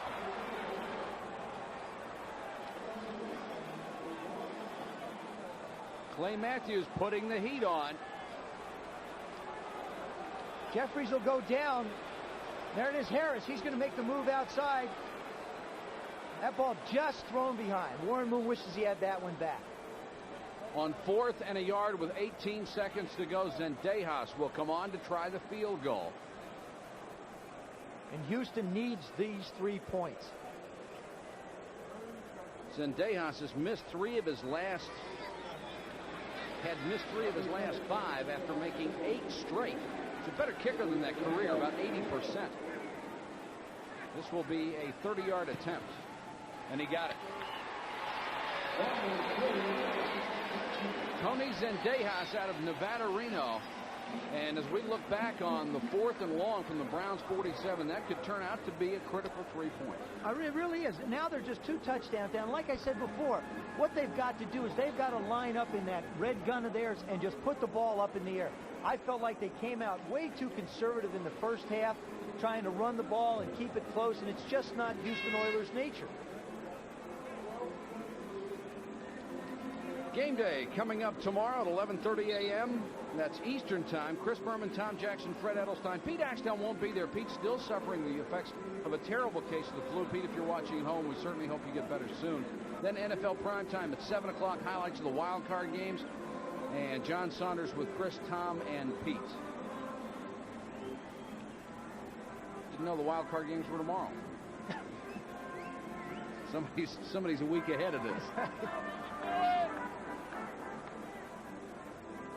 The Oilers down 17-3 with 14 seconds to go. In that drive, Mike, it seemed to me like Cleveland got back on their heels a little bit. It looked like Houston was sort of throwing some punches and backing them up.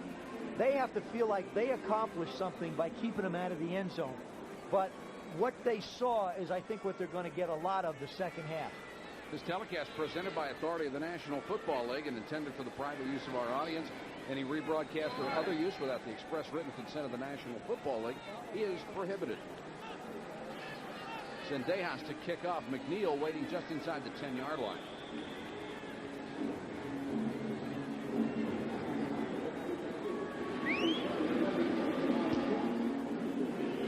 Better kick this time. Drives McNeil all the way back to the 3. Starts out to the 23-yard line. That will leave 10 seconds to go in the half. Scoring drive, 69 yards, and Zendejas finished it off with a 30-yard field goal. Warren Moon sparkling through most of that drive. What's amazing when you look at that stat, 12 plays in only a minute and 31 seconds. That's what they're capable of doing, and that's why the Browns have tried to control the ball to keep that Oiler offense off the field. Only 10 seconds to go. I would be very surprised if Bud Carson does anything but run this into the line. No, you know, when you come out and you know you got your flanker lined up 15 yards from the ball, Bernie's going to take this and kneel down and go trot into the halftime happy with the 14-point lead. The Browns have been superb on both offense and defense. Now we've got a flag down.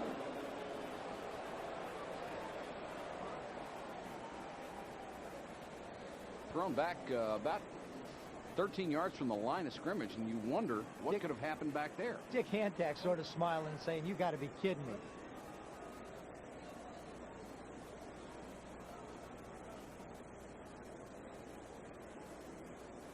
Delay.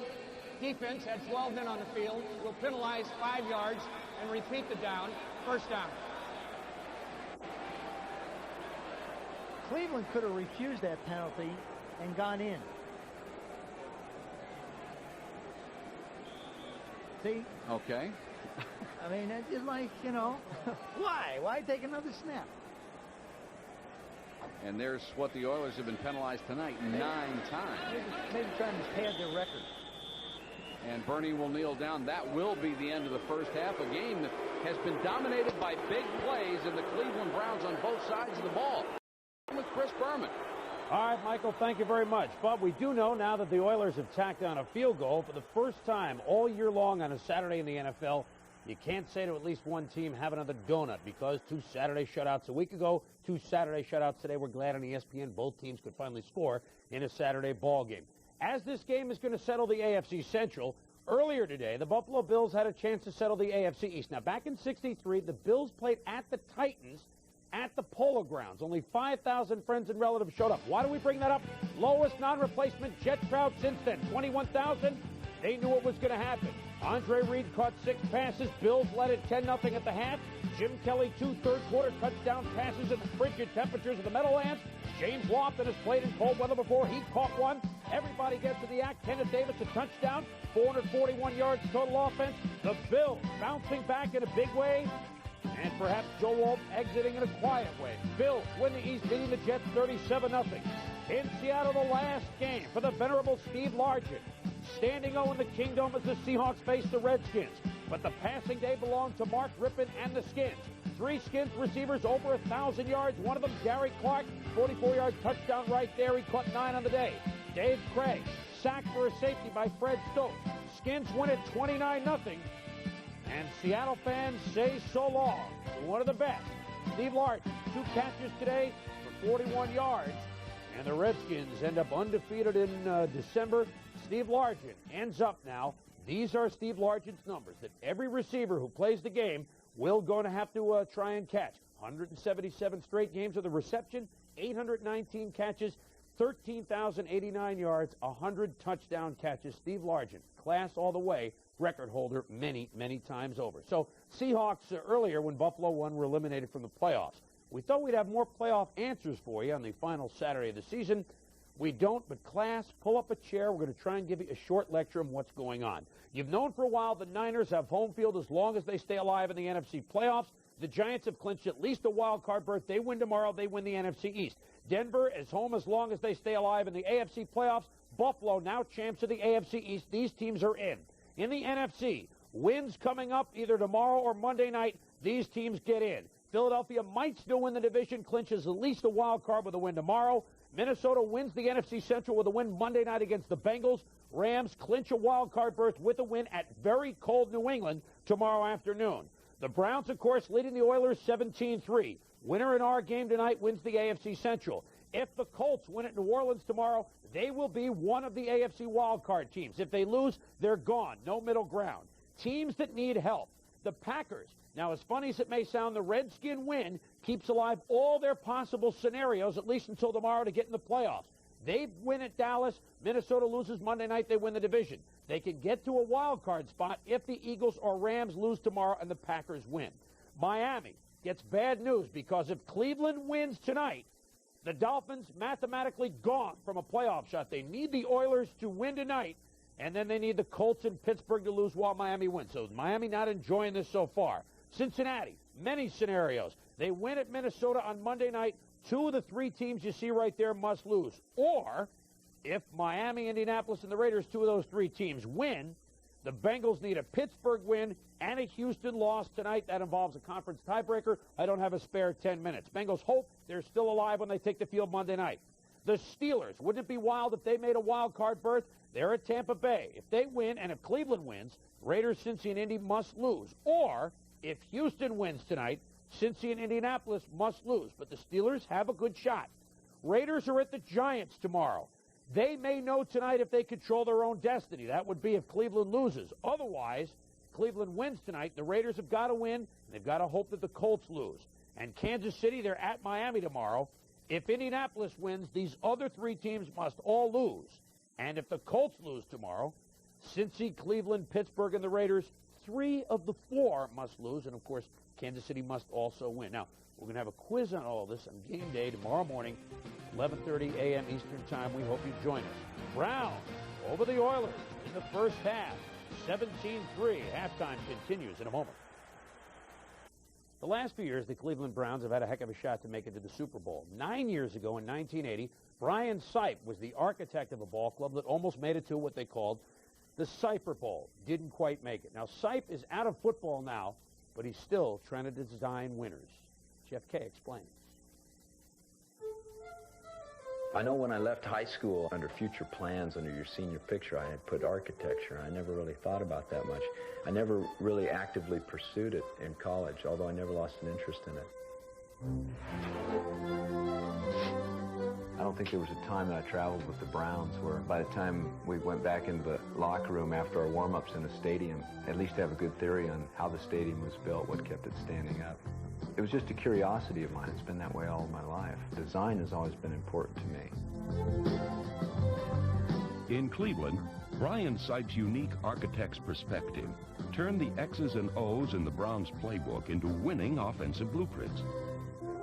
I had to visualize a play three-dimensionally. I mean, that's what passing's all about. It's pushed out over space and distances. And I think if I hadn't had that ability, the ability to be able to see things three-dimensionally and move through spaces with my mind like I do when I'm designing a home, that I wouldn't have been effective as a quarterback. That's something that doesn't come naturally to some people. I know when I work on design with some people, they can't see or work three-dimensionally. Everything appears flat in their life. Which is certainly not the case for Sipes design partners, whose carefully drawn visions illustrate every detail of the multi-million-dollar homes they build. These pieces are about 24 inches long. We're creating something special here. The group I work with, we only do special things. We're not interested in wham, bam, get it out the door kind of stuff. We create works of art. In fact, my title as VP Operations means that I take these designs from this office and I take them into the field and make sure that they're implemented properly. The part that I'm curious about is how we can make this appear to be a tight joint. We're going to have to get kind of tricky to do that. There's just a myriad of decisions and details that can't be handled at the design level that require some massaging on the job. You got it. You got it. That's it. Turning X's and O's into touchdowns was easy. Turning complex designs into functional dream houses requires a different kind of vision. Hello, Peter. There's rules, there's sort of axioms about how to do it and do it right so that the circulation works, the spaces in the rooms work, the light's coming from the right place, the sun, what it's going to be like in the wintertime, where's the wind, what do we want to turn our back to, where do we want to orient our living. A lot of things that clients really can't appreciate and aren't aware of. All they know is that when they're in it, it feels good. 19 rooms with a view, palatial splendor in the making. And it all begins with a winning design. What's great about this business is that the finished product, it's alive. Of the 7 arts, architecture is the most fascinating to me because it's one we live with. We live in it. It surrounds us. It affects our lives daily. And to see things come 2-dimensionally off of paper and see it happen 3-dimensionally and touch it and feel it, stand under it, and get out of the rain in it, it can be magical. And I don't think I'll ever get tired of it.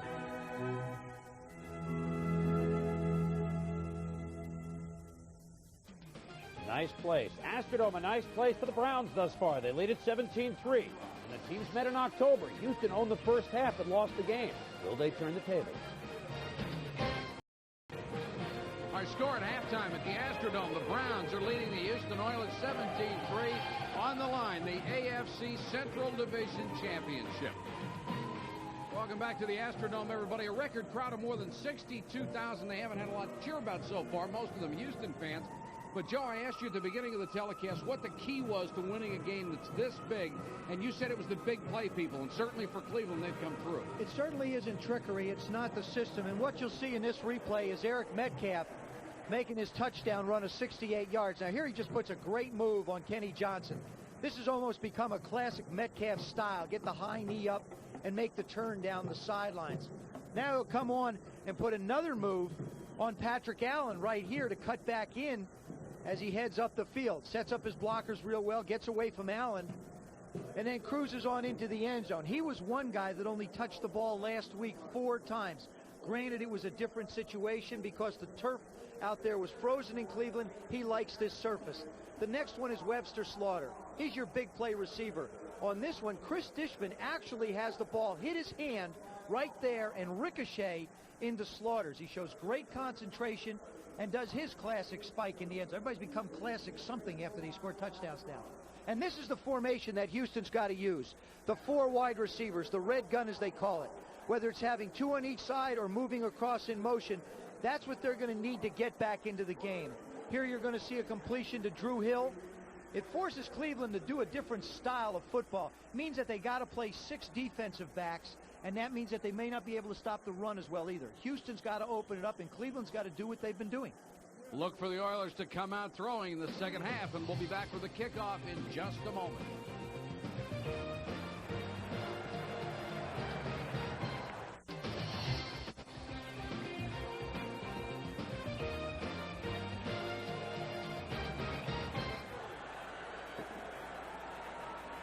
We're in a sold-out Astrodome where the Browns are leading the Oilers 17-3 after 1 half of football. And the Browns will kick off to start the 3rd quarter. That's Brian Wagner. And Lorenzo White is waiting at the goal line.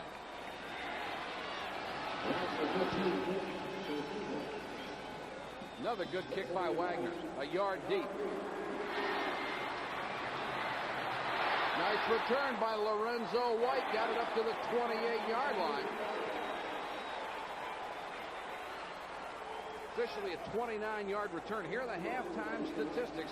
Total yardage just slightly in favor of Cleveland, Joe. Well, when you see, and nothing really jumps out at you. What is lost in these statistics is the turnover. The big turnover when Warren Moon had his team driving after the first possession, wound up putting it down in the end zone, and also the lost turnover and the penalty on 4th down. Those are three things that don't jump out. But there's the sacks. I mean, the Oilers doing a good job, but time of possession gone in Cleveland's favor. As a matter of fact, this whole first half, if Bud Carson was asked, how did it go, he'd say exactly the way I wanted it to. The Oilers start out of the shotgun, and we won't get off the first play without a discussion. And the Browns have called a timeout. What a heck of a way to start the half on defense. I think this could be a first for me. I don't think I've ever seen a team call a timeout after a kickoff of the second half. I mean, everybody should know what they're doing. Mike Johnson, the middle linebacker, talking to him. Metcalf is questionable as to his return. He has a bruised left foot. Well, now, the reason they did that, now, I've never seen it happen, but here's part of the reason why. Houston's lined up with their 4 wide receivers. What Cleveland had on the field were too many linebackers. Now they've got their defensive backs in. Now they feel like they can match up against their shotgun better.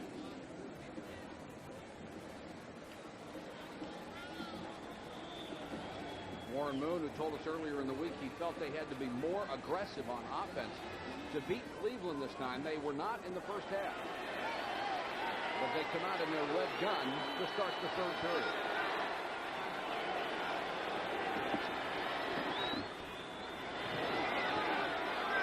Moon with a screen. Pinkett couldn't handle it. That one was a little hot. Well, it had to be because he was getting pressured by Baker.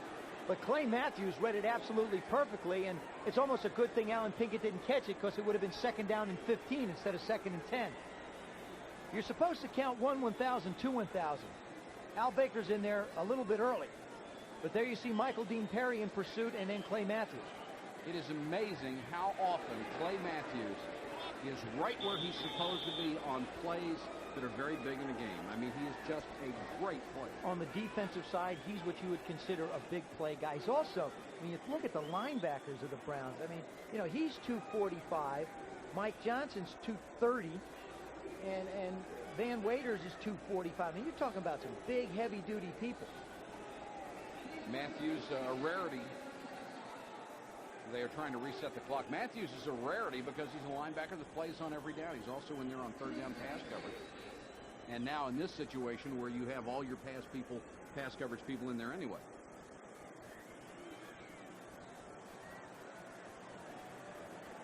And now we are waiting on the clock operator to reset the play clock. Jay Pennison, by the way, back in at center for the Oilers. He was injured in the 2nd quarter. Of course, we'll keep you updated on Eric Metcalf. He went in for some x-rays at halftime. We saw him working on the left side of his left foot.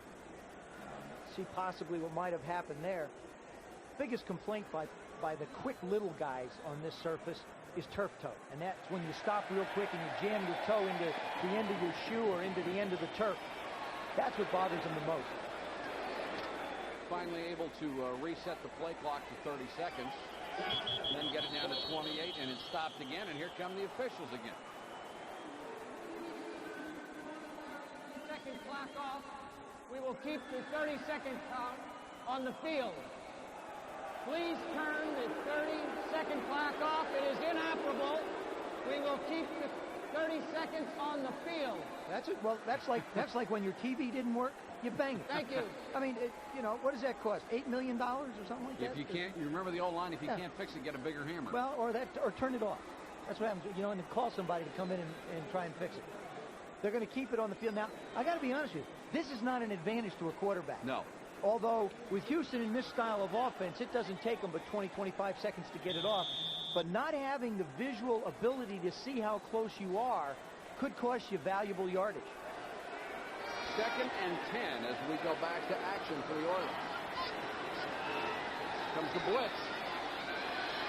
Moon with good protection and fires complete to Hill. First down.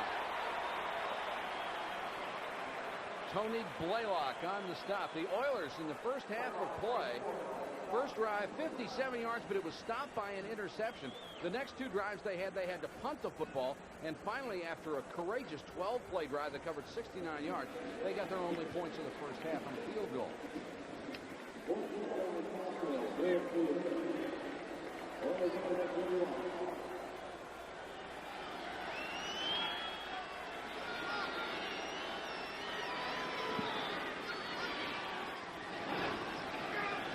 Moon, far sideline, Duncan.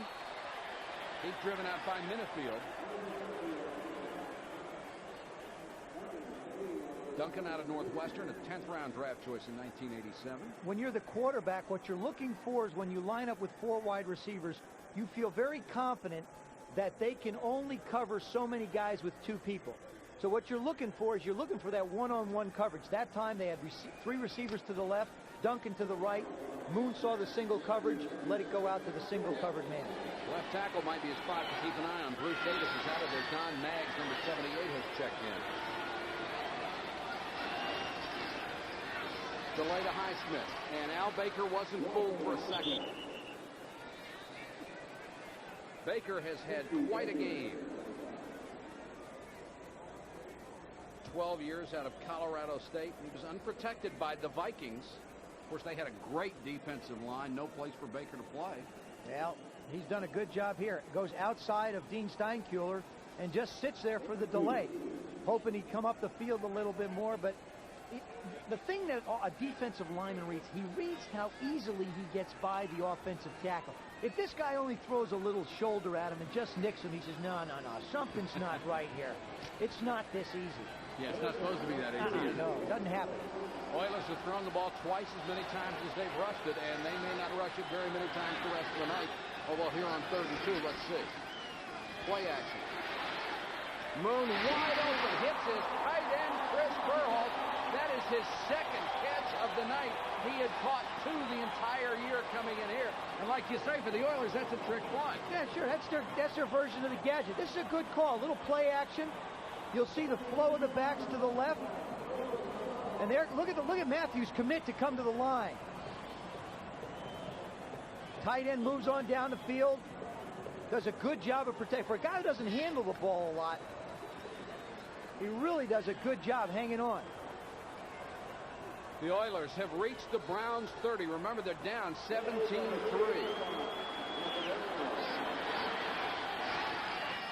Blitz. Moon too high, intended for Hill. Blaylock on the coverage. And Felix Wright was looking for his second one of the afternoon. He was backing everybody up. Blaylock trailing right back there, playing center fielder, waiting for balls to bounce off of people. There's Wright in the middle of the field, just reading the eyes. Now that was caused by the drop of the linebacker, Mike Johnson. Baker unloaded on Moon just as he let go. 2nd and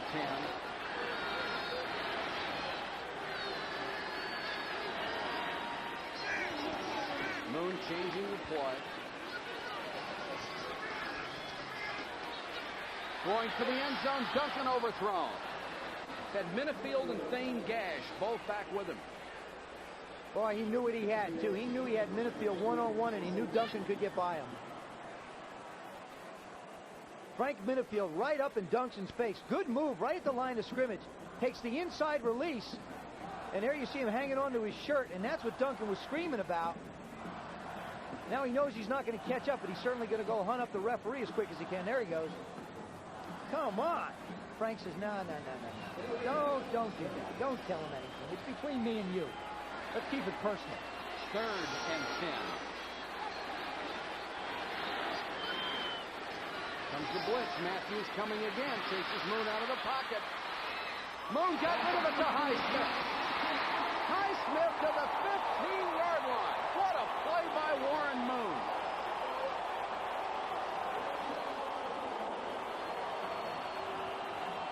Looked like Clay Matthews had him dead to rights. Unbelievable. Clay Matthews can run, but look at it. He doesn't have time to turn. He barely gets the ball up and shot puts it out to Highsmith, who makes the reception.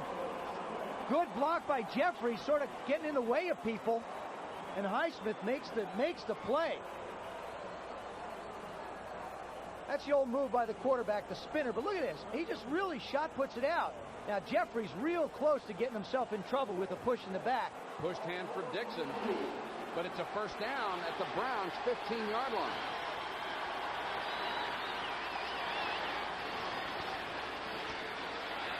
Moon won't get away this time. Brought down by Robert Banks, the former Oiler. You don't think he loves this?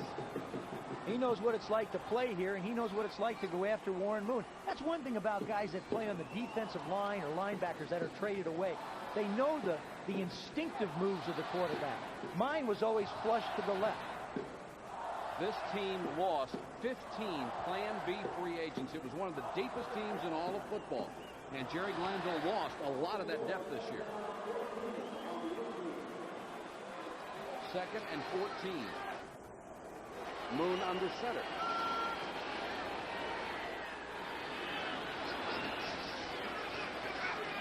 Wide open Pinkett. Fights forward, gets to the 10-yard line. They have to get just inside the 5 for a first down. Felix Wright made the tackle. You know, penalties in a game are one thing, but this is where you really have to go in the huddle. When you've got an emotion-packed game like this one is, you have to make sure that your people keep cool heads. Because right now, you don't want to get a cheap 15-yard piling on, push into the head kind of penalty and kill your offensive drive. Inside the 20, the Oilers have struggled in the lower 25% of the league. They've had one shot at it tonight and failed. Pinkett the single setback with Moon in the shotgun.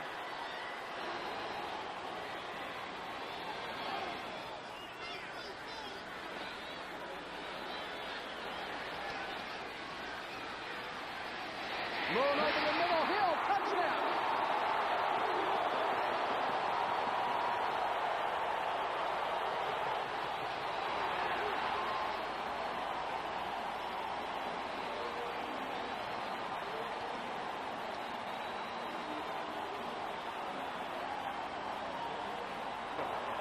Drew Hill, who has had a broken bone in his back this year. It has not been his best season, but he comes through in the clutch. Left side of your screen, you see Warren Moon change the play. He changes actually the protection for Pinkett. Half roll to the right and just flat fires it to Drew Hill. Oh, and Tito, a beautiful job against Tony Blaylock. Gets inside for the 6. Zendejas to make it a 7-point game.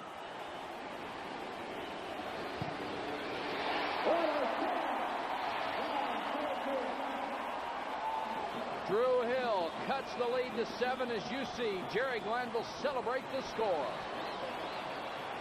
Drew Hill's catchable. Warren Moon bullet has made this a 7-point game. The AFC Central Division Championship on the line. The loser tonight may make the playoffs, but they need help from other teams. And by the way, that was Warren Moon's 100th career touchdown pass. Zendejas to kick off. McNeil at the 6. Down at the 16. Eugene Seal, the hero of the special team, was there to make the tackle. The guy's a killer on special teams. He has been, and this is the thing. When Jerry Glanville said that his football team got decimated by Plan B, he felt like the special teams lost some of its character, but it didn't lose its character. That's what's known as putting your face on the ball. Coaches preach and teach that if you're a linebacker. Put your face on the ball. Eugene Seal put not only his face, but his arm and his body on Gerald McNeil. And that is Seal at 250 against McNeil at 142. That's like being hit by 2 people.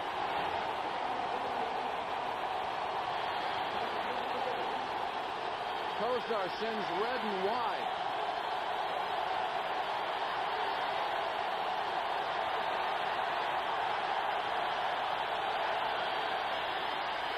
Kosar to Langhorne. it out of bounds by Steve Brown.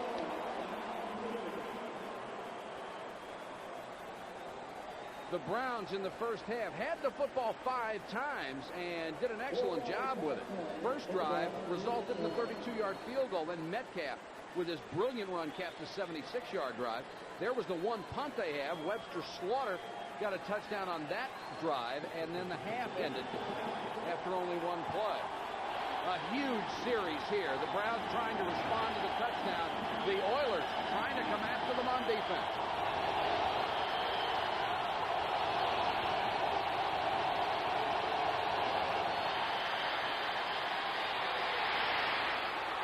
Kozar threw that one away. He wanted no part of the double coverage on his short receiver. Well, he knows what's happening. He tried to go to the tight end. That time he just smoked one into the ground. Of course, he wasn't being threatened too closely of being sacked, so it wasn't intentional grounding. 3rd and 6. Kozar only 26 years old, even though this is his 5th year in the league. He's done an exceptional job for the Browns.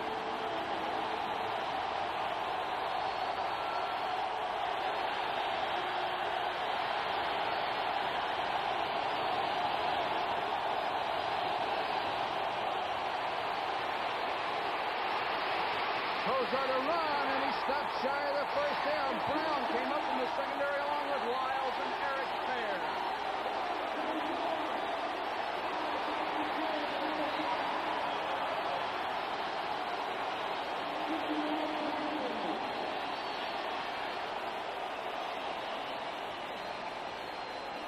They have waited for the Oilers to win a divisional championship since 1967, and they have showed up 62,000 strong tonight. And they waited the whole first half for the Oilers to start playing their kind of football, and they're getting it now.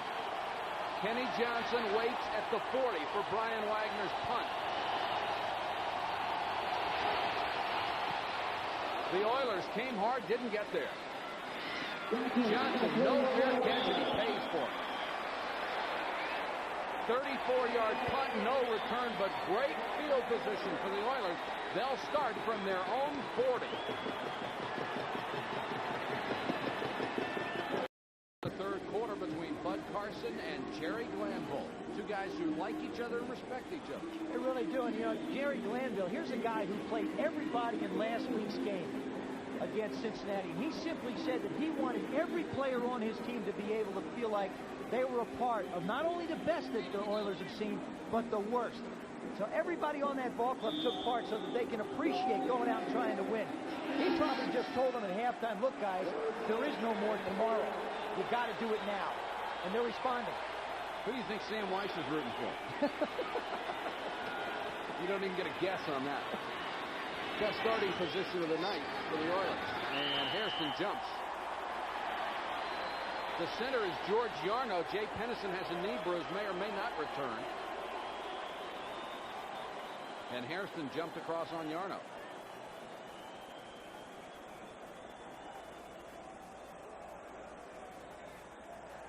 Encroachment, defense, number 78, 5-yard penalty, still first down.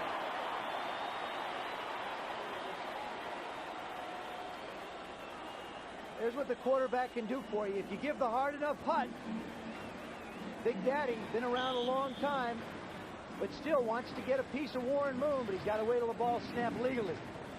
This crowd was absolutely no factor in the first half, but they're in it now.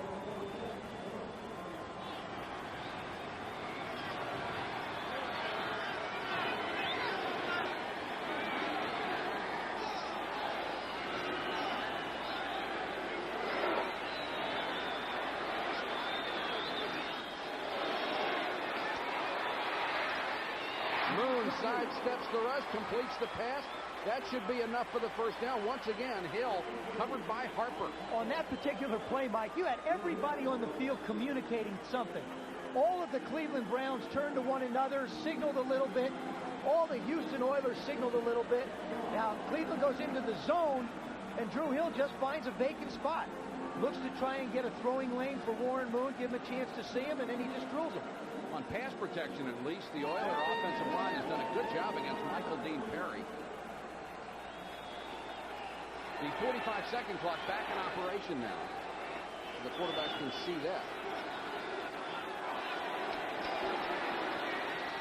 Moon to Duncan. Nice move by Duncan. Has the first down and more. Thrown out of bounds at the 32-yard line. Tony Blaylock had to drag him out of bounds. Frank Minifield changing up his coverage a little bit. Normally he likes to play bump and run, get on people's faces. This time he's not. Duncan runs a little 5-yard hitch, makes the move outside, inside. Blaylock makes the tackle and takes him out of bounds, but not until after a big game. Oilers this half have run the ball one time, and it may be the last one we'll see.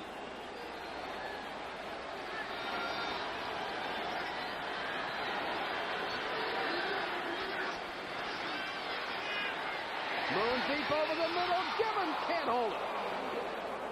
Broken up by Wright and Minifield. And Wright, playing center field, got there at the right time. I had a chance to visit with Felix Wright in his room this afternoon, and he simply said, Warren Moon's going to try and look me off, but I know where his receivers are going, and I'm going to be there. And there he is. Boy, he puts a helmet right in Gibbons' side. Ernest coming back with a little bit sore. Right there. Look at the shot. These guys have played against each other so much. You know, they know where the ball's going to be. You just got to, you got to make tough big catches. And Gibbons comes up holding the ribs. That's where the helmet's stuck. 2nd and 10, Pinkett. Matthews wraps him up as he got to the 31-yard line. Well, every time I have seen the Browns play this year, I have been tremendously impressed by their defense. They are just sensational. Well, you got to remember who the head man is, too. Bud Carson, he is their coordinator. He's the guy that gets involved, and he's the guy that makes it happen for him. Drew Hill is hurt. You remember, Gibbons came off injured just a moment ago. These are the two big guns.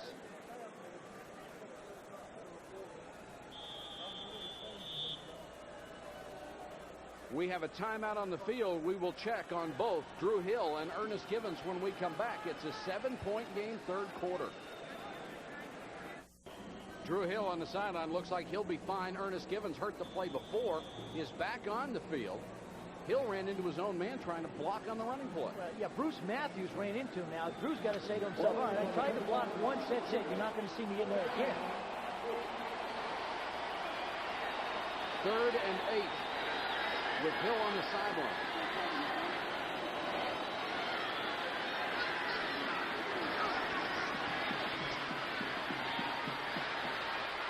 Incomplete, knocked away in the end zone. A flag is down. Intended for Gibbons. Blaylock knocked it away.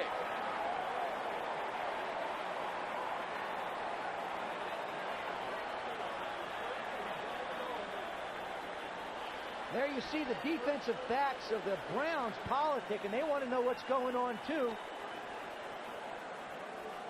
You have to put up a little one of those police barricades around for the referee so they get a chance to have a discussion.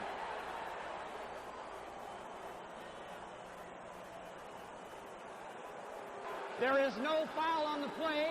Then why was there a flag? No foul on the play. Did it just fall out of his pocket? That's a good question. I don't understand that one. Something happened. I guess it just fell out of his pocket. There they are running side by side down the field.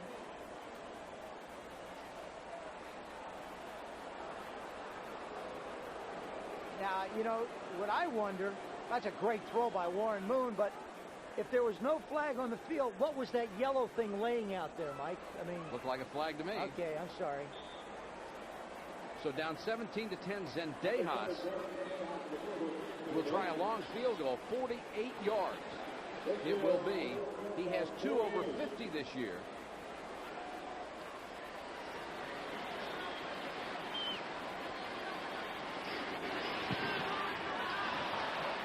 Won't make it. Zendejas comes up short. That one got blocked at the line. Somebody got a hand on it. Clay Matthews blocked that one. Browns ball when we come back. last week it was a fake field goal. Now right here, Clay Matthews will come in from the left side of your screen, put pressure up, get the left hand up in the air, and deflect this ball that Zendejas tries to kick through from a long way out. Now, you know, they talk about soccer kickers kicking the ball low, but in that case, it doesn't matter. That was just great penetration. Matthews will be going back to the Pro Bowl again.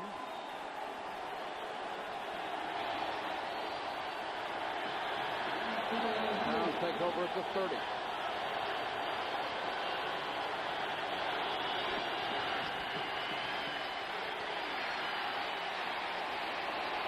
Kozar throws to Mack, and Grimsley took him apart. They're not taking any prisoners out there tonight. Oh, what a shot. There's a flag down.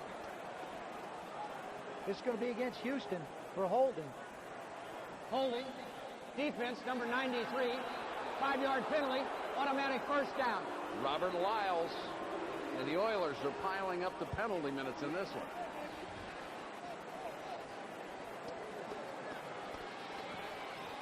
Watch Grimsley on this hit. Well, Mack's trying to make a play. He just lowers his shoulder. Oh.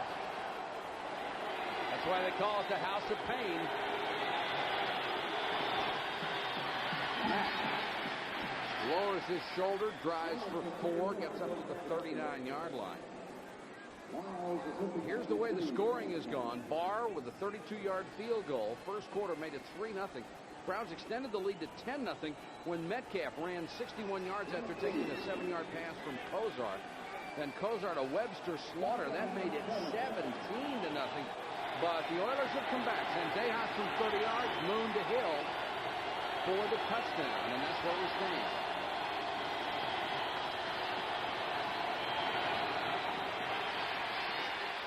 Kozar sidearms it. Brennan can't hold it at the 49. Bernie threaded that one. Brennan works the inside of the slot and just sits down. There's the coverage. Bubba McDowell right in his hip pocket. And that one sneaks away from Brennan and McDowell.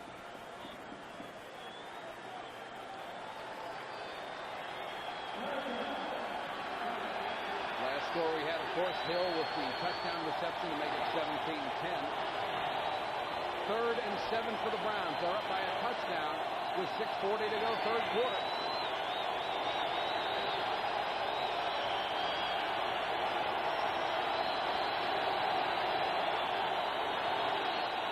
Blitz, and they got him. Lyles.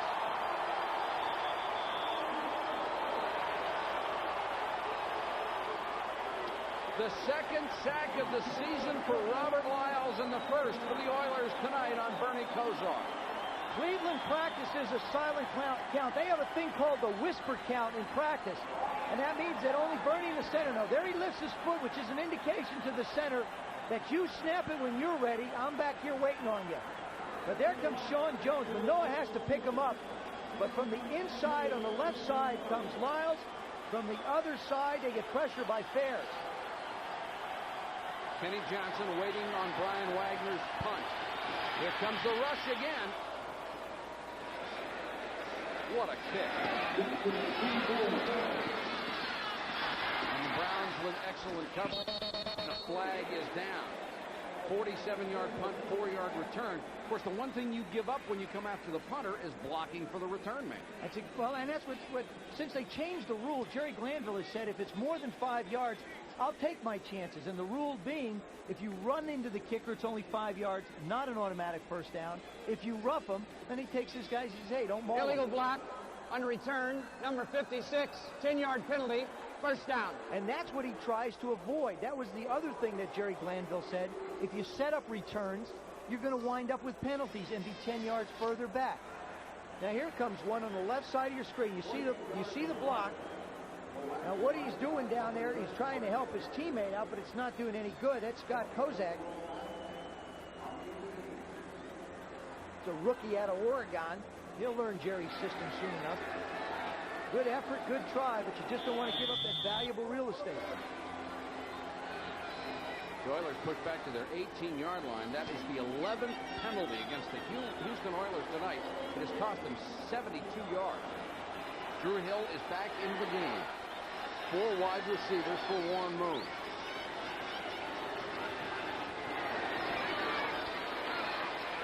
Matthews gets the sack at the 8-yard line. The big play man. Well, what they try and do here with Clay Matthews is Cleveland plays 4 down linemen. Houston blocks 5 people. What happens is he believes, Bud Carson does, he believes that if you rush 5, that you get one-on-one guys blocking. Now, offensive linemen cannot block defensive linemen one-on-one. There's the twist by Michael Dean, and there he just flat runs over Munchak. It's tough for an offensive lineman to block a defensive guy one-on-one nowadays. Pennison back in there at center on 2nd and 19. Jump to Highsmith. Matthews got there along with Thane Gash, who made the initial hit. Gash playing with a neck and a shoulder injury. And a little slow to get up. He either has the biggest pads or the biggest shoulders I've ever seen. Probably got both. Probably got the big pads and the big shoulders. He has to, because the way Bud Carson has designed this defense against the Oilers when they use their 4 wide receivers, he has to assume the position of a linebacker as well as a defensive back. So, you know, he's got the linebacker pads and probably the defensive back neck.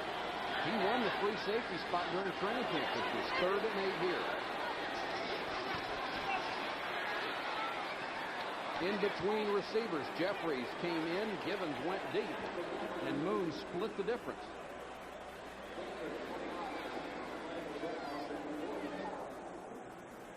Punting down for the Oilers with 4:38 to go in the 3rd period. This is what happens going down the field. Now, there's the initial contact. Look at the job Blaylock's doing on Drew Hill at the line of scrimmage.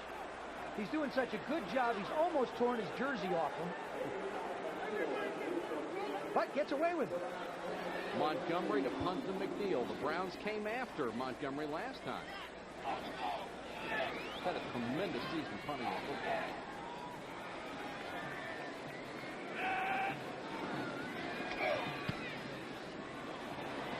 Beautiful high spiral. McNeil at the 35, fair catch. 44-yard punt, no return. Hope you'll be with us Sunday, February 4th. The AFC-NFC Pro Bowl from Honolulu, 8 o'clock Eastern.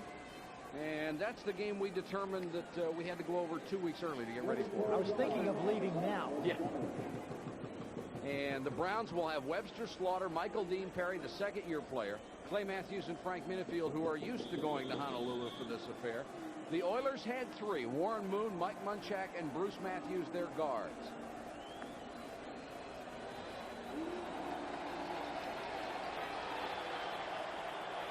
Browns football at the 35-yard line.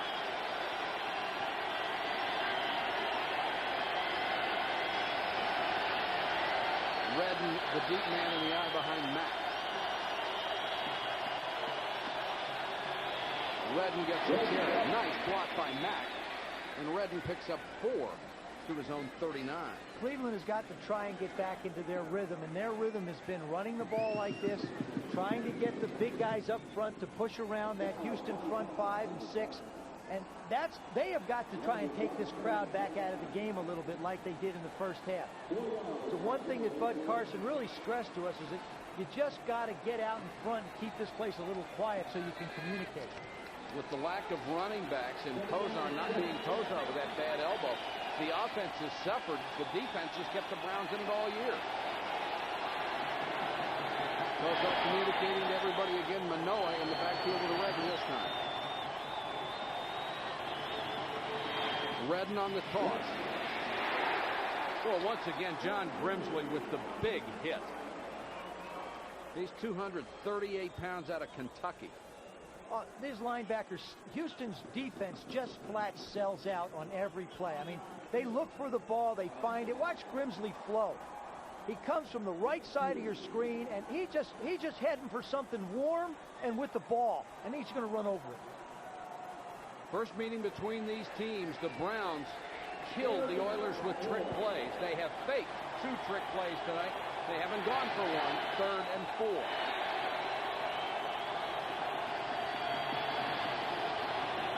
Blitz. Kozar to Langhorne, and he beat Allen inside and has a first down.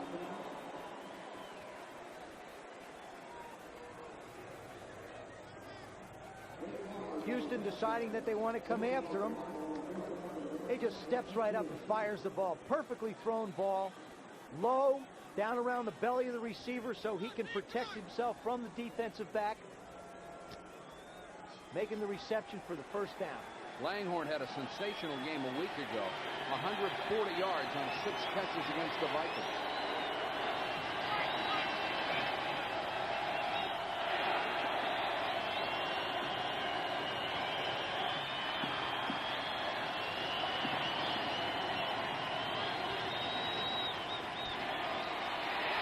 Smith after Kozar, he completed the pass anyway, got it out to Ozzie Newsome at the 49-yard line, but Doug Smith was chasing down Kozar. And Sean Jones that time on the end of the line played off the blocker and then jumped up and was going to try and swat the ball down if he has a chance. Left side of your screen. Bernie wants to throw right now, but see Sean Jones in the air? Makes him pull it down and just does manage to complete it to the Wizard of Oz. They told us that Doug Smith had a full beard when he was 12 years old, had to take his birth certificate to junior high school to play basketball. That's Eric Metcalf, street clothes on the sideline. Obviously, he is not going to come back. Injured a toe in the first half.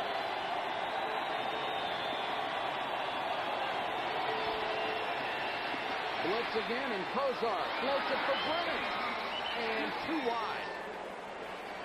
Boy, Brennan had beaten Steve Brown badly.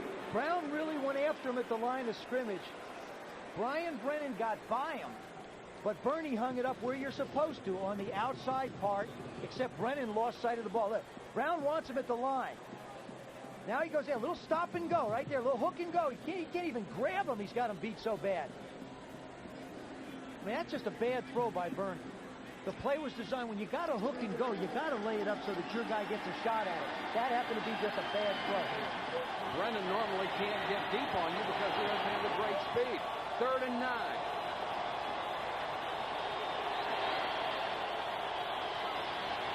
Blitz again, and incomplete for Redden. Number 51, Eric Fairs, was right in Bernie Kozar's face. Barry Redden coming into this game has only had 5 receptions. In this instance is when you really miss an Eric Metcalf. When you have to get the ball, and as the Browns talk to us about it, you want to try and get the ball to Metcalf in space. Give him a chance to put those moves and dance on. He's not there anymore, so they're going to have to do it another way. Second half, Bernie Kozar only 3 out of 7 for 13 yards. Wagner to punt, and that's Kenny Johnson waiting at the 10. The Oilers defense doing its job. They're turning it over each time and getting the ball back. Another pretty punt by Wagner. Johnson fakes the fair catch signal. And the Browns kill it inside the 1. 48 yards. A perfect punt. Mike Oliphant, who they obtained in a trade with Washington, was downfield to stop the ball. There's Oliphant. Goodyear Blimp America out of Spring, Texas, with Larry Chambers in command with us tonight, showing the exterior of the Astrodome. And a bitterly cold Houston, Texas, was down in single digits the last couple of days. They are not used to it down here. They have a little trouble driving in this weather. Trust me. I made 4 or 5 trips out to different practice facilities. It's tough. Kozar, we saw that last week. He's got a scab on his hand that every time he gets hit comes off. And it just starts bleeding during the game. That thing that he's wearing on his wrist is to protect an infection he got a couple of weeks ago. And, of course, the wrap is on his elbow. Right now, this is where Houston likes to, they call it their 93-yard play. They try and go up top and hurry. Here it comes. Moon throws still. Made the catch.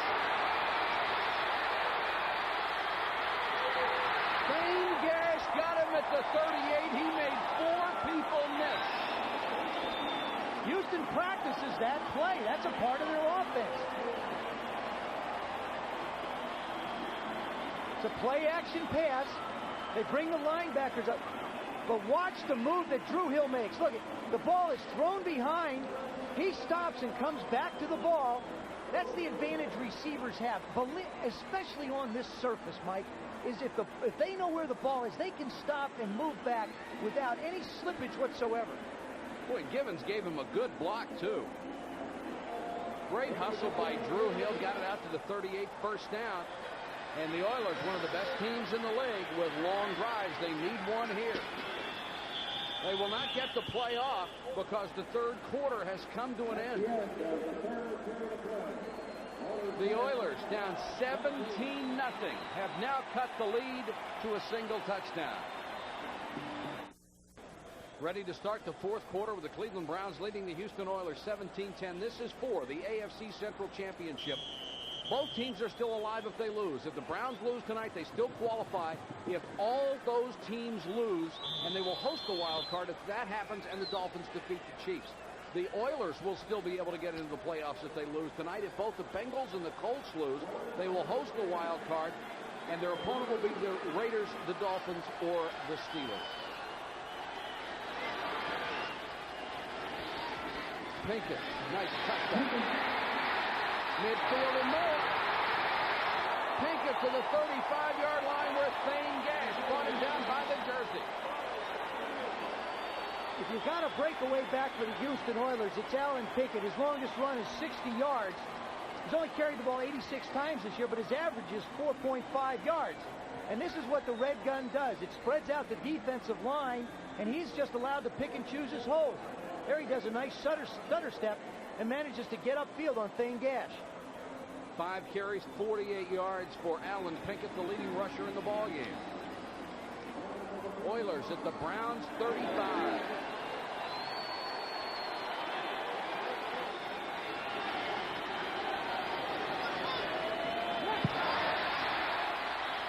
Flags are down. They haven't stopped the play yet. Now here come the officials, and they will. Now, does that fall in the category of encroachment or offsides? Which one do you think that one will be? I think you have to call this one major blunder. Okay, what do we want to do here? Let me see, what do we want to call this one? Let's call it offsides, Cleveland. Encroachment, defense, 5-yard penalty. All right, so it's only still first down.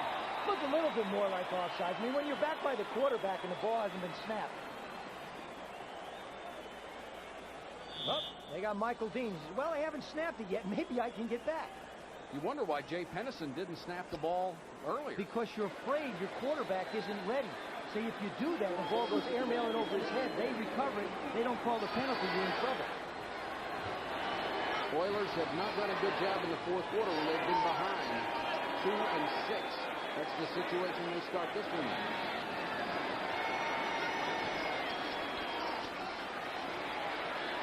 Moon near sideline. Caught inbounds or no? Yes, Duncan. Pulled the tightrope back at the sideline. Right at the end of the second half, it looked like Houston went to this style offense, and they put Cleveland back on their heels a little bit, and they just haven't let up. Oh, There's nice job. That's a beautifully executed sideline pass. Watch him get his feet down. He drags both of them, has possession of the ball for the reception. Sensational job by Curtis Duncan. 1st and 10 at the 19th. Oilers driving to tie.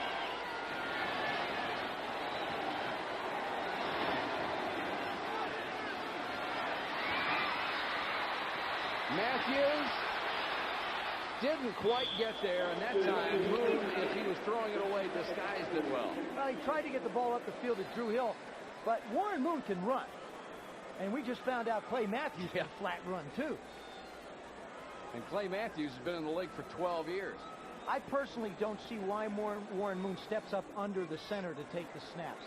I think his vision in this case is hindered a little bit more. They're going to throw the football. I mean, that, you know, is pretty much the way I think they're going to go at it down here. There are his numbers.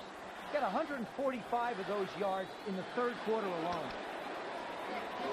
This is the Warren Moon who will start for the AFC in the Pro Bowl. He is sensational. He said he's been more consistent this year. One of the reasons he's been healthy. Matthews on the blitz again. Moon unloads this time, almost intercepted. Great job by Mark Harper, who cut in front of Ernest Givens. And Givens talking to the official. Well, both the receiver and the defensive back have an opportunity to make a play on the ball. Givens stops, and Harper doesn't. That's just the difference. This ball is thrown a little bit behind. A lot of contact. Yeah, you know, the ball's thrown a little bit behind him. I think that's what the official was looking at. If the ball was a little bit closer to really having him get a shot at catching it, they might have thrown the flag. 3rd and 10. 13:21 to go from the Astrodome. It's a 7-point game.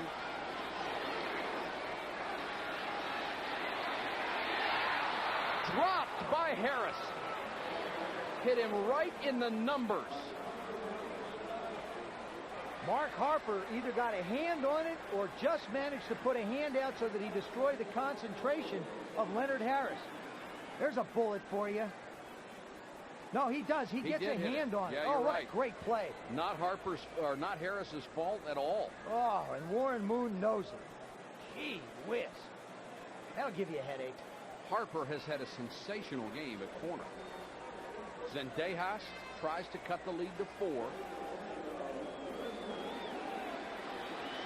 37-yard field goal attempt. He's made one, had another block.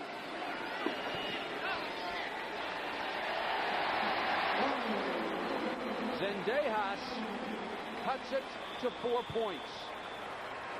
13-12 to go in the game. 17-13. 13-12 to go in the battle for the AFC Central Division Championship. The Browns had a 17-0 lead. They have seen it cut to 17-13 by the Oilers. Since about a minute and 40-some seconds to go in the second half, the Oilers have opened up their offense and really taken more charge of this game. It's lifted their defense. Cleveland has to get back into the play action, dunking the ball off to the halfback. You lose one of your big weapons, and you just got to figure out a way to get the ball, I think, to Webster Slaughter. Gerald McNeil is deep. Slaughter's caught only one pass. That was for a touchdown.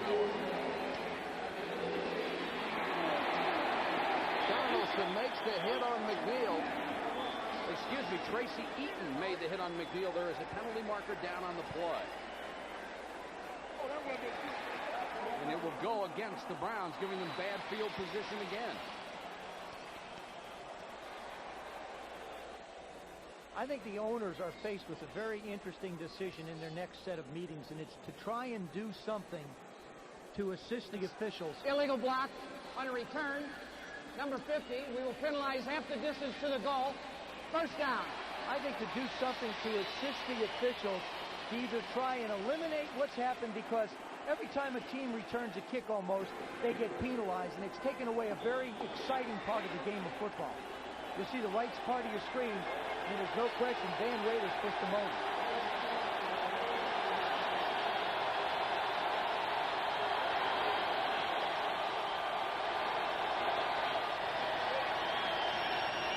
Kozar to throw.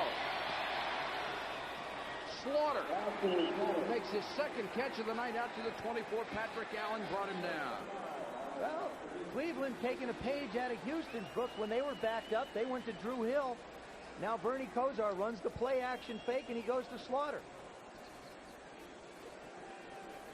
Patrick Allen giving him plenty of room.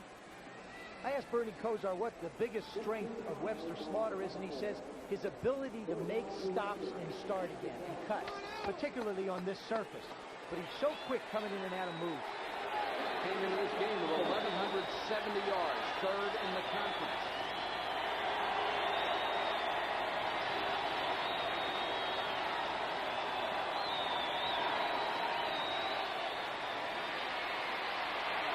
Kozar steps up, then throws another big hit by the Oiler defense as the pass is complete. Langhorne was decked by Allen. Well, we've seen more guys go down like shots tonight. You know, there's no question. I mean, nobody staggers around for extra yardage. I mean, they get hit, they're on the ground. It's like if you decide that you want to keep going, you're going to get really killed instead of just hit. And it has been a clean, hard-hitting football. And it looks like Patrick Allen is favoring that right shoulder here just a little bit. Holding that arm a little funny inside. A gain of 9. Clock turning. 11.5 minutes to go in the game. Mack has the first down. Cleveland 34. If I'm Houston defensively, I got to analyze Cleveland's situation now. Eric Metcalf is out. Webster Slaughter's their other big gun. I feel like that maybe Steve Brown can stay with Langhorne. So what I do is I double cover Webster Slaughter. I put a lot of people at the line of scrimmage, and I make Bernie throw the ball to people he doesn't want to throw the ball to.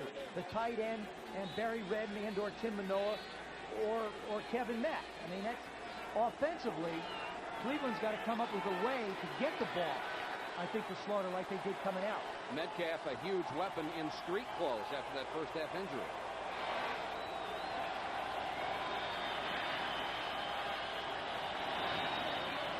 Play action, pressure again. Unloads to Redden, knocked away. And that was number 54, Al Smith, the inside linebacker. Wrapped the big arm around there and knocked the ball down. That's the decision by Houston. Rush 6, drop 5 into coverage. Al Smith has got him in coverage. Right side of your screen, number 54. He knows that that back is assigned to him. Redden does a good job using the umpire as a screen, but Al Smith manages to get the hand in and knock it away. 2nd and 10.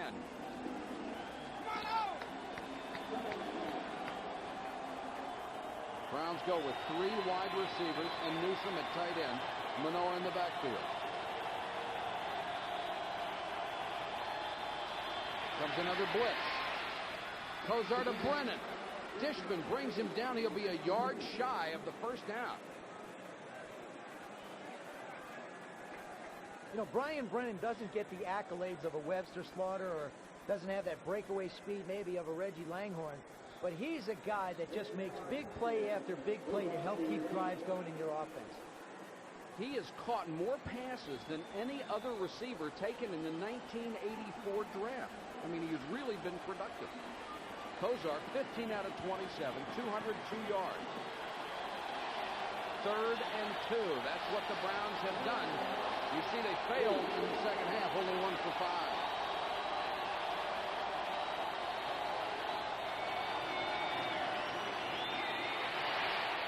Kozar behind Langhorne. The defense has held again. Great pressure by Sean Jones on Bernie Kozar that time. Never had a chance to set his feet.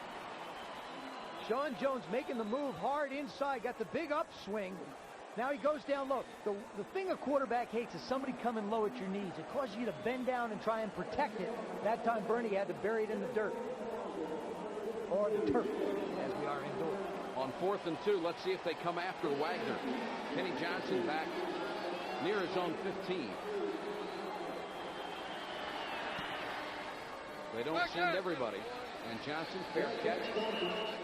They'll mark it at the 14-yard line. 42-yard punt, no return. 9 minutes, 33 seconds left in the battle for the AFC Central.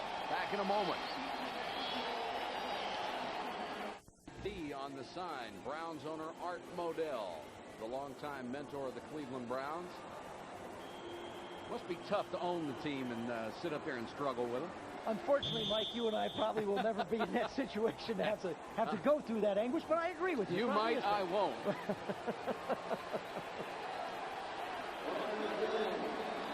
Oilers down by 4, start at their own 15. Blitz again, Moon throws again. Minifield stops him just shy of the 25-yard line. You know, contrary to what Houston is doing on defense, blitzing people to try and put pressure on Bernie Kozar, I just don't believe that Cleveland can do the same thing. That time they brought Clay Matthews and the other linebackers.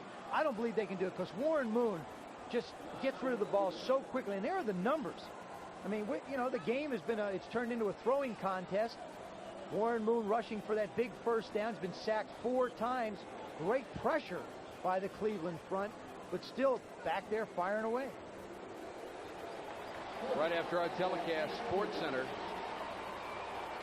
Of course, the Cleveland Browns would love to get one more sack because they set a record for themselves. They are at 44 now. If they get 45 sacks, it sets a record.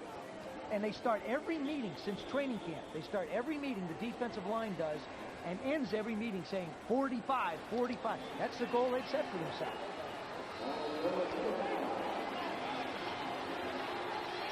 First down from the 25.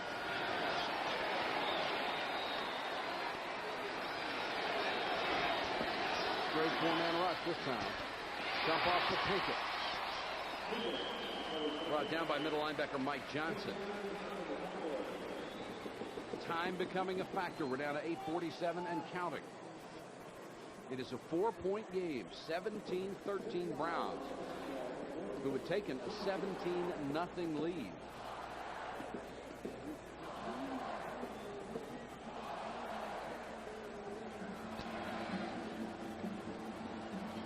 See Warren Moon come out of the huddle licking his fingers? That only means one thing. He's putting it up again.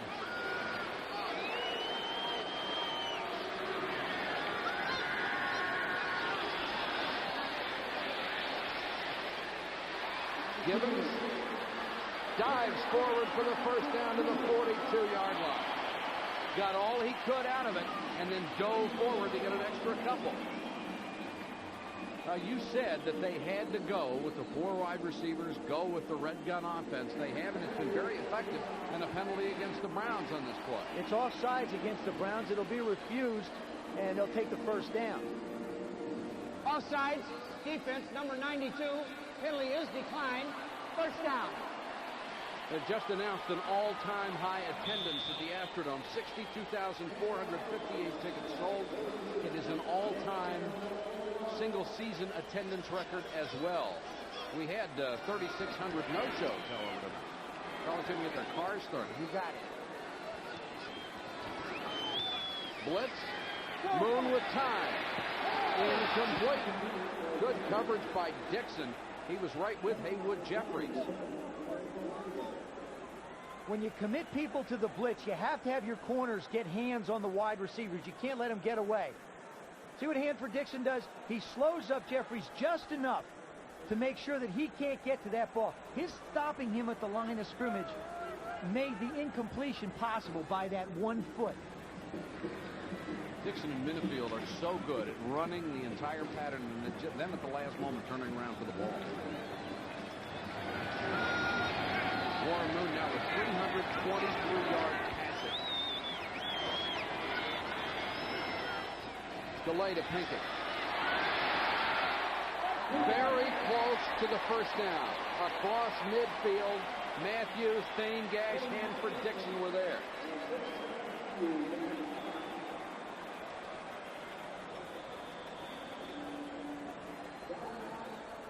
They will measure for the first down. And this is what the 4 wide receivers allow you to do. They force your front 4 to get into a pass rushing mode, which creates the big gaps, and then Pinkett just picks a hole and scoots right up the field.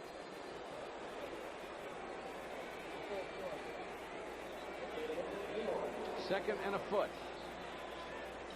Watch this. See what happens? See how Michael Dean goes one way and Big Daddy goes the other?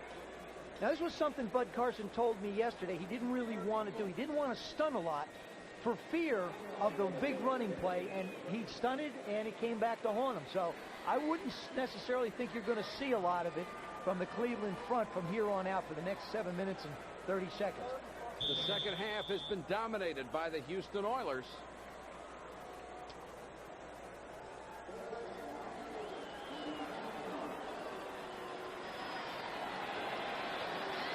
Scoreboard says second down. It is actually third down and inches. Quarterback Steve Moon, first down.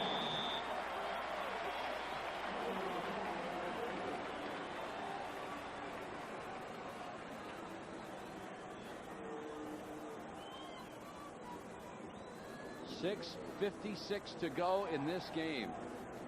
And the winner gets the AFC Central Championship, and maybe more importantly, what goes with that, the week off. Not only that, home field, and they get to host Buffalo in the playoffs. Now, You know, Buffalo's either got to go to the frozen tundra of Cleveland or come into the warm climate of Houston, which is frozen tundra outside but decent inside. Well, this drive is taking up a lot of time. Here comes another all-out blitz. Moon unloads. Duncan has him at the 29. There's a flag down. Flag back at the 45. Now, where that flag is, it's probably going to be some type of defensive interference or holding. You can tell by locations of the flag what it means. Holding.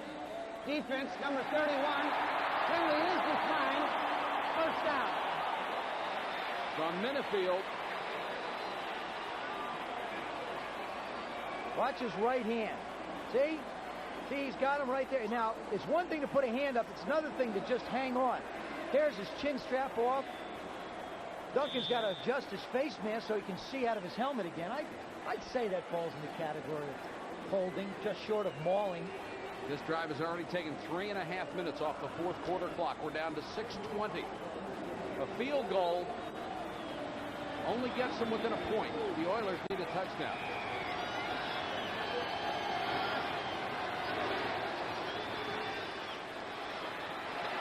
Duncan again. Minifield gets him at the 21-yard line. And Duncan slow getting up. He has just taken some shots. I mean, not only is this a physical game, you know, we talk about Houston being aggressive and physical. You have to put Cleveland right in that same category. Everybody in that secondary will hit you. As a matter of fact, talking to the wide receivers with Houston, they say that the toughest thing about the receivers is they're so physical. Or their defensive backs are so physical. 6:07 to go in the game. Ball spotted at the 20. We'll check on the injury in a moment.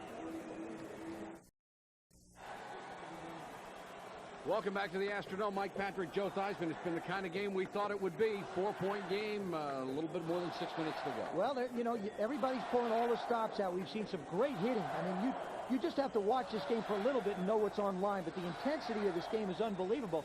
Houston is doing exactly what they had to do. They've opened up the offense. Cleveland, on the other hand, has lost one of their most valuable people, and that's Eric Metcalf. Bernie doesn't have the guy to dink it off to and continue to try and keep drives going. So, you know, Cleveland's got to come up with some kind of a solution once they get their hands back on the ball. Warren Moon, a career high, or making a season high, 351 yards on 28 out of 45.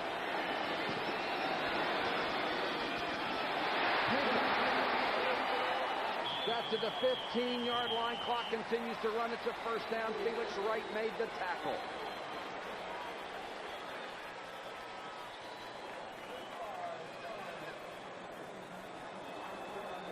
This is what's known as grabbing the top of somebody's head. When he's short, you just grab anywhere. And they come in and they say, all right, we'll grab the top of that. No face mask. Try and rip your head off this way. Felix Wright coming in, puts the big paw up top. And takes them all. 10th play of a drive that's taken nearly 4.5 minutes off the clock. We have only 5:12 left to go. Moon wasn't ready and has to fall on it. He missed it. Browns football. Matthews. And he laterals. Do you believe this? And Ernest Gibbons winds up with the football. Houston has it back. Matthews just turned around and tossed it. Oh, my goodness. See, what you asked me before why they didn't snap the ball when somebody was offside. That's why. Because when you're in a shotgun, what happens is the center's down there. He hears a sound. He's afraid it might be the quarterback. That's exactly what happened in that instance. Apparently, possession is still a question here.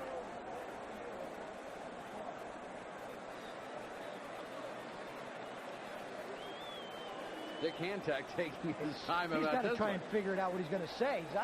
I'm not sure. A change of possession with a backward pass by the defense, which was recovered by Houston. First down, Houston. Unbelievable play. I know one guy that's asking himself some questions, and that's the guy right there. What? Now, see? Warren's changing the play. He doesn't even see it go by.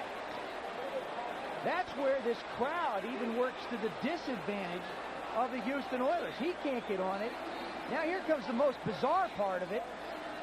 Who's he throwing? I'll tell you who's throwing it to. He's throwing it to Felix Wright, and Wright disappears. And then it becomes like a scrum, and everybody's jumping all over it. Oh, you know Clay Matthews, as soon as he let it go, said, why did I do that? I don't know what they're looking at. See, I can't quite figure out what they're looking at. He obviously had possession. It was obviously a lateral. And it's now obviously Houston's ball. Givens made the recovery.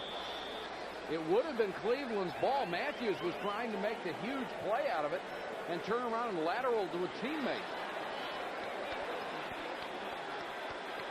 Matthews has it and just tosses it. Unbelievable. So Houston gets another start with 4:51 to go.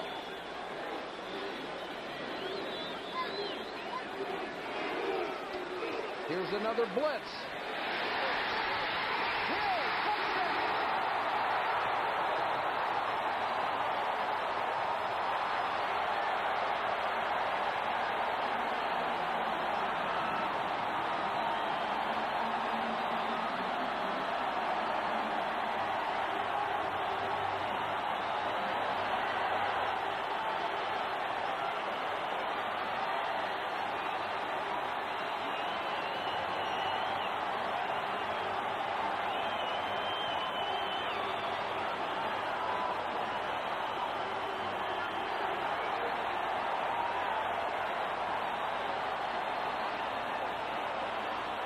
After one of the most bizarre plays I've ever seen, Warren Moon capitalizes Drew Hill for a touchdown, and you can just read it on Bud Carson's face.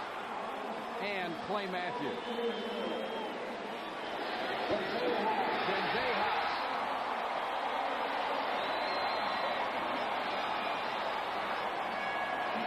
The Oilers have taken a 20-17 lead after a bizarre play that gave the ball back to Houston.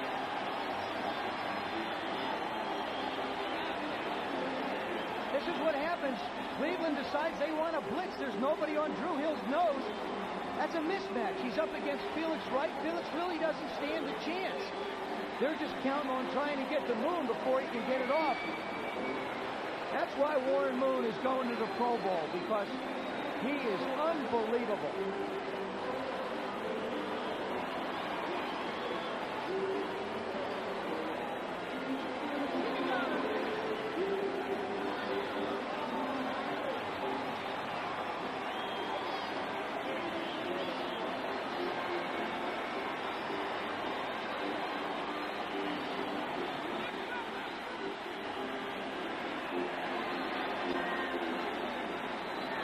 Been a sensational night for Warren Moon, especially in the second half.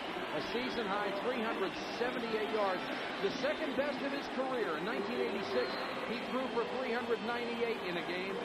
And if the Browns can score, he may be able to break that record. I think what you have to take into consideration is Houston really spotted Cleveland the whole first half before they decided to throw the football. A lot of those yards have just come in, you know, what? A quarter and two-thirds. McNeil awaits the kickoff. The Browns now down by a field goal.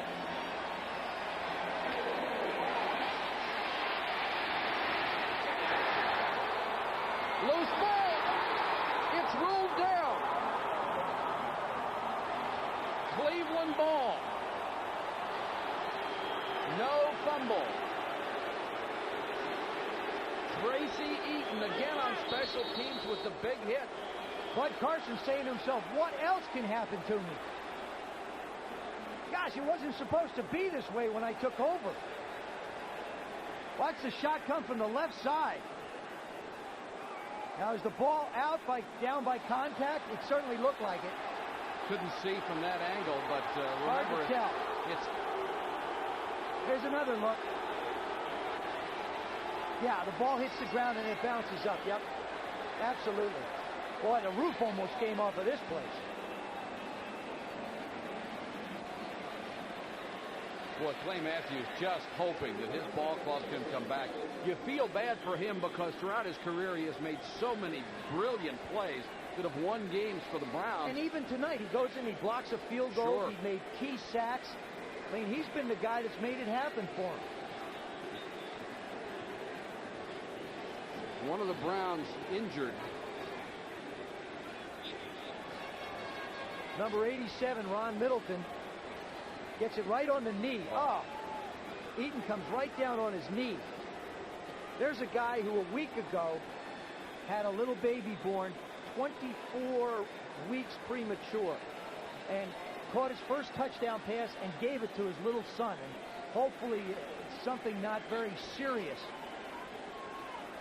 Been going home to visit his wife and his son, Ron II, his wife, Kim. Able to take the baby home last Friday.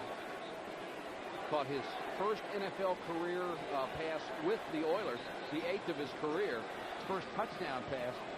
Took the ball home, and Middleton will be able to go off the field. Gets a nice hand.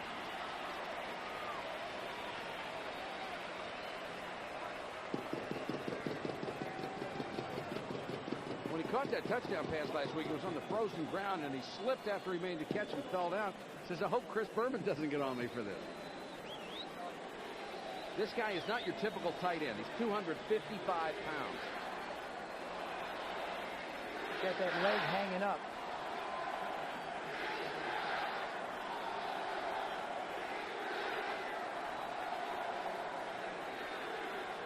The big games always seem to come down to the end of the fourth quarter with everything hanging in the balance. A 3-point game, 4:36 left. It has been classic. 7 of the last 9 confrontations between these two ball clubs have been decided by 7 points or less.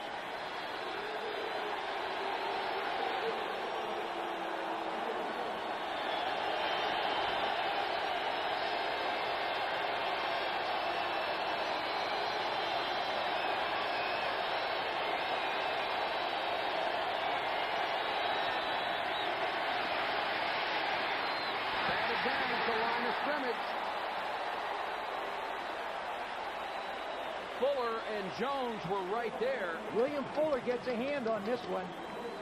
Fourth-year guy, got here in a trade in '86 at the University of North Carolina. There comes the push up the middle. Lots of big hands. See him work to the inside. Now he jumps and swats it. That's what's happened so much now with defensive linemen. They get a push, they can't go any further, and they jump and knock the ball down. 2nd and 10.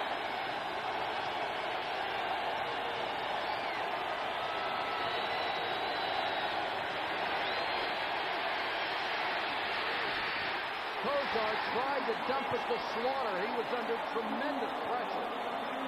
Fuller again, all over him. What the Oilers are doing is they're forcing him to step up into the pocket. See, because they know Bernie moves around, but he's not a runner. There he just tries to jump shot one to Slaughter, and it goes high.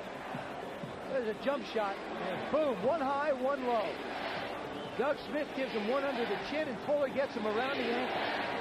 3rd and 10. There's a guy that doesn't even know his jersey's coming off him.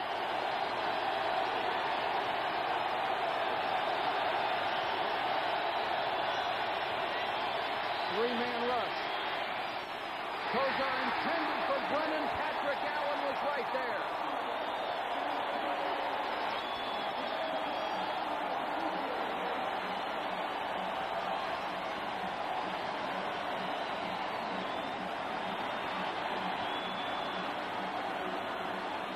Bernie Kozar this time gets the protection. Brennan from the top of your screen doesn't really make a move. Patrick Allen stays right in his hip pocket.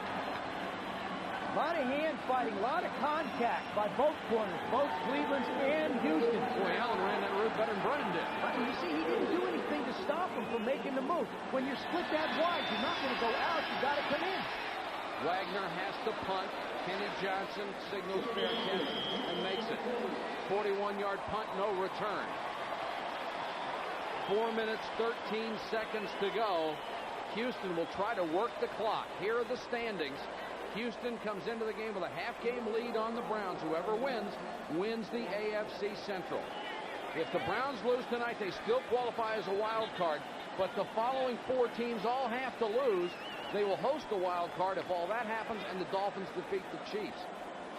If the Oilers lose tonight, they would qualify as a wild card. If the Bengals and the Colts both lose tomorrow, they would host the wild card. Their opponent, the Raiders, the Dolphins, or the Steelers, depending on which one of them gets it. Now don't start. Please, don't start. I'm too confused. I just think Houston, you know, now they're going to go back to their two backs to try and take some time off the clock. But, man, when you're hot, you're hot. I don't know if I'd do this. Obviously, they want to. Highsmith and Pinkett are the backs. Browns have nearly everybody on the line of scrimmage. Flag down. Pinkett with a huge run, but there is a flag at the line of scrimmage. Well, the Browns sold out on the run, and Pinkett nearly broke it all the way. There's the flag. Cleveland brings the corner. See, now you're forced into a situation where you've got to put the ball up in the air a little bit instead of just coming out and doing what got you back into the ball game. Holding. Offense, number 77, 10-yard penalty. Repeat the first down. Gain of 22 yards nullified, and it's left tackle Bruce Davis. There he is, left side of your screen. He gets his feet out of position. He just winds up hooking Banks. And he's got a forearm on him and everything else. Davis comes to the sideline for the Oilers. It was the first flag against Houston in the fourth quarter. They're 12th overall, but all year long they have had the least number of penalties called on them in the fourth period. Well, they settle down. They set the tone, and then they settle down and play football instead of fight.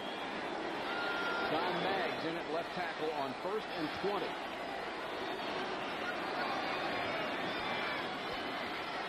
Straight four-man rush. Pass complete to Drew Hill. Boy, he got a shot from midfield and Matthews as he got up to the 39-yard line, and Hill going to be a little slow getting up.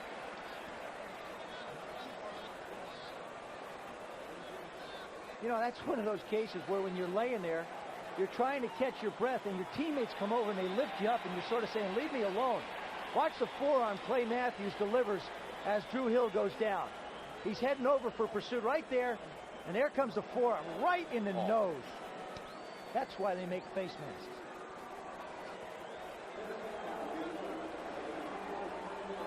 Second down, 11.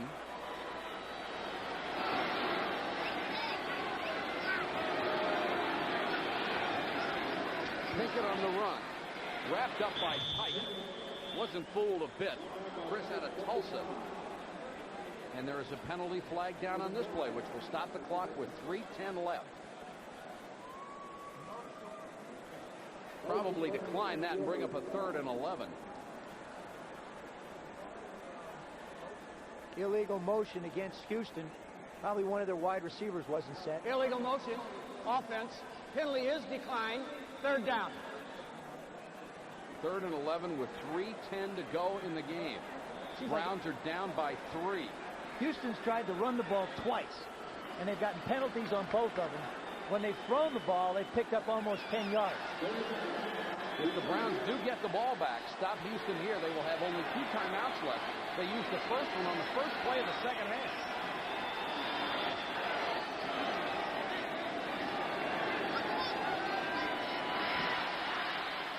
Blitz, and Harper got the move. Matthews came up the middle, Harper came around the outside, and Robert Banks got there too. Great play by Cleveland's defense. They sell out. They bring Harper off the corner. He's lined up outside in coverage, and then he just comes hard around. They don't have enough people to block everybody up there. Warren Moon looking downfield, never saw him coming. 5 sacks by the Browns line. People think if you're a right-handed quarterback, it's easy to see people rushing from the right, but in all truth, it's more difficult. It's easier to see them out of peripheral vision to the left. You concentrate downfield, and you expect people to be blocked on your front side. Browns show 10 men on the front against Montgomery. McNeil back at his 30. Clock running, 2:38 to go. Low snap, but he got it out of there. Good kick. And a bounce in favor of Cleveland. It will be down outside the 40-yard line. Only a 31-yard punt. The Browns with excellent field position, and they only need the field goal to tie. That's why I really continue to question why they came out with the two backs. We haven't seen two backs from Houston the entire second half, and they put up 17 points on the board. They've gotten the time that they had it out there, they got a 10-yard penalty. The other time they tried to run the ball, they got another penalty in this last series. So, I mean, they got a little bit away and played just a little bit conservative. Jerry's got to face it. They are not a conservative football team. They've got to come with all guns blazing, or else they can't handle it. 2.5 minutes, certainly a lot of time, enough for the Browns.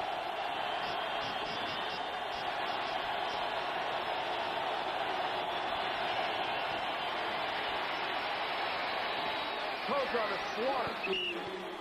Gets down to the Houston 48-yard line, very close to another first down. McDowell chased him out of bounds. Bernie proving that he can run the shotgun as well. Like I said before, extremely accurate passer. Now they're lined up with the 4 wides, and all they have to do is get another 20 yards or so. They'll be within field goal range. The Browns were a little conservative themselves here in the second half. Of course, they went in with a 17-3 lead. It is a first down.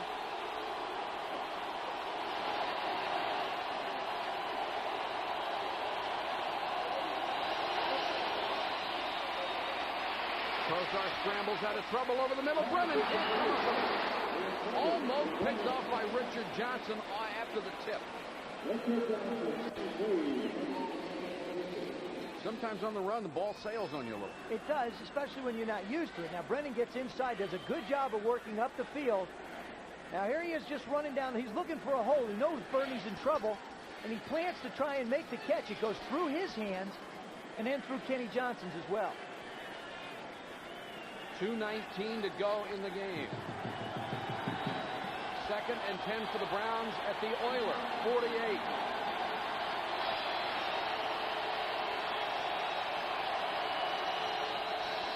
The Browns have not had the ball very much. Kozar over the middle, complete to Langhorne, close to another first down. The linebacker, Robert Lyles, made the tackle. Browns seem to be content to let it get down to the 2-minute warning. And it's a good thing, too, because they're going to have an opportunity here to talk it over. We've reached the 2-minute warning from the Astrodome. It's a 3-point game. Thank you, Chris. 20-17 with 2 minutes to go. Jerry Glanville and Bud Carson. Before the game, Bud Carson said it was the most important game he'd ever been associated with. 3rd and a yard. Kozar sneak has the first down. Just keeping the drive alive. They'll move the chains. If you're wondering about overtime, the Browns are very experienced at it. They've had 4 of them this year.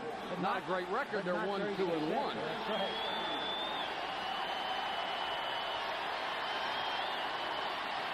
Mack gaping all up the middle. Donaldson wraps him up, but he gets down to the 24, maybe the 23-yard line. And they are well within Matt Barr's range. He has missed several critical kicks this year. 3 potential game winners and 1 that would have tied it. Barr actually said 2 weeks ago when he missed 2 potential game-winning kicks in the same game was the lowest point of his career. But he came through last week with 1, sent the game into overtime with a 32-yarder. You know, kickers catch so much flack around the league from the guy. You know, nobody calls them football players. They put them off someplace. The guys don't want to hang around with them.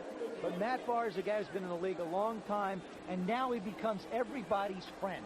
They all wish him well. They want him to get out there and make it happen for him, and they'll carry him off the field. And, you know, the kicker's life is so uncertain. I mean, 1 minute you're a hero, the next minute nobody wants to talk to you.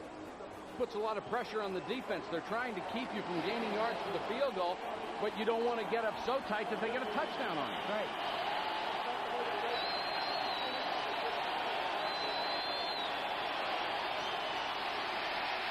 Kozar goes to the end zone. Incomplete, intended for Lawyer Tillman. His 6'5" rookie receiver, Patrick Allen, at 5'10", was with him, and Tillman is hurt.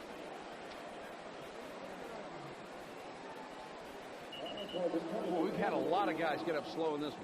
Well, if it isn't the receivers hitting them, they're pounding themselves off. Here it is, just a go against Patrick Allen.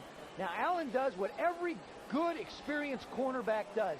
He's looking back at the ball, and he changes his route as long as he's ahead of the guy to just get in front of him and either get pass interference called against the offense or slow him down enough so that the ball can't be caught or gotten to.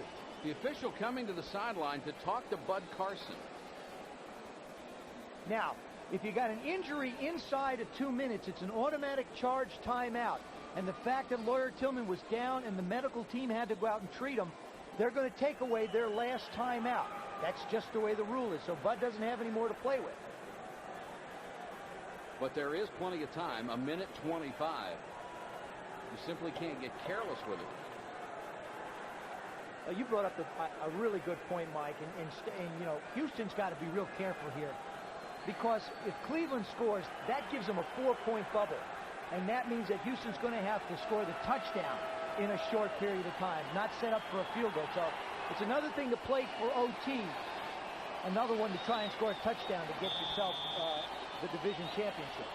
2nd and 10, ball at the Houston 24. The Browns in 2-minute drills rank in the top third of the league.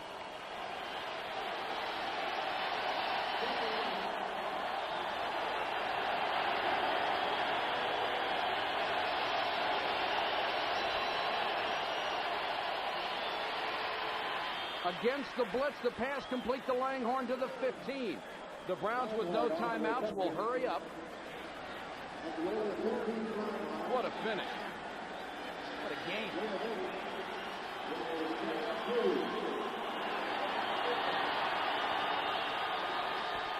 Mack to the 5, to the 3, first down. 2 great calls have sent Mack up the middle. Cleveland continuing to run their hurry-up offense. Block running. Mack again. Second effort, touchdown. In for the touchdown. Holy cow, what a drive. Unbelievable. Bernie Kosar with some great catches. Kevin Mack with a big run. Now, we said it right at the top. He's the guy. He's in his 3rd game. He's starting to reach full stride. Get his legs back. Last week carried the ball 18 times, had 1 catch. Now they're really putting it on his shoulders, and he's come through. He said he is so grateful for this opportunity to come back. Now the extra point, critical. It is a 3-point game now. And of course, Houston's special teams outstanding at going after blocking the kick.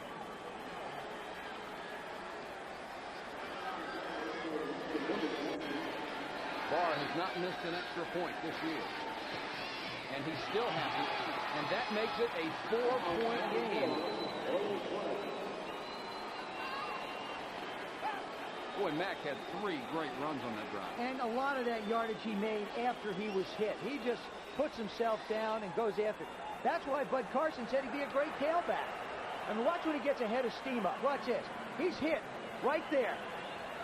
Right at the 4-yard line, he's hit, and he just continues to keep driving, running over a whole bunch of Oilers. You know, there are a lot of happy Cleveland Browns out there. I'll tell you, the guy that's the happiest of anybody out there, that's Clay Matthews. You aren't kidding. I'll guarantee you, he found Kevin Mack long before anybody else did to congratulate him.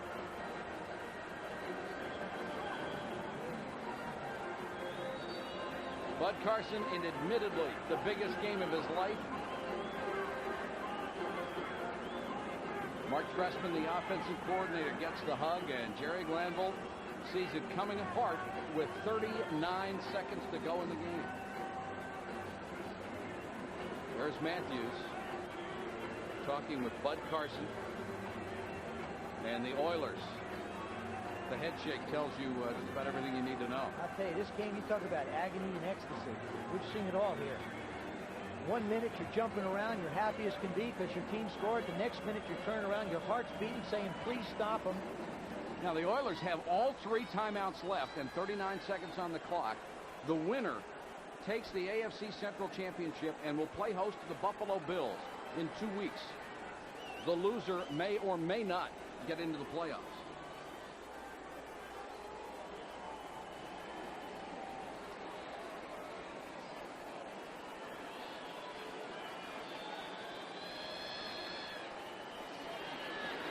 Wagner, the kickoff, squib kick. Miss it! They let it bounce. Johnson lost the handle, got it back. Stacked up the 20-yard line. That took 5 seconds off the clock.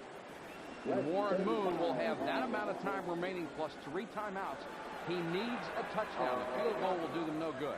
He needs 2 big completions to get up around the 50-yard line with about 20 seconds to go. And he may need 1 more to get a shot down to the 30 with 2 shots in the end zone to try and pull it out. He could get at least 5 plays off, but he's going to have to make some big completions.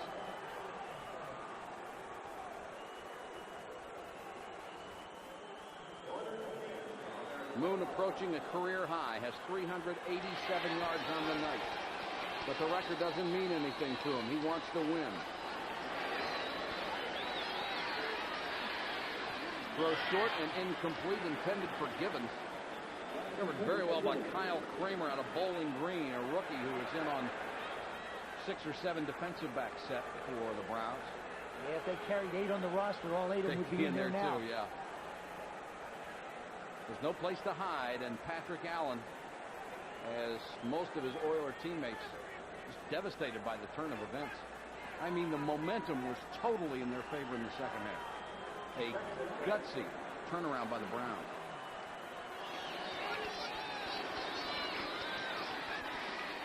Pinkett been so dangerous in the open field. Harper brought him down at the 33. It's a first down, and the Oilers will stop the clock.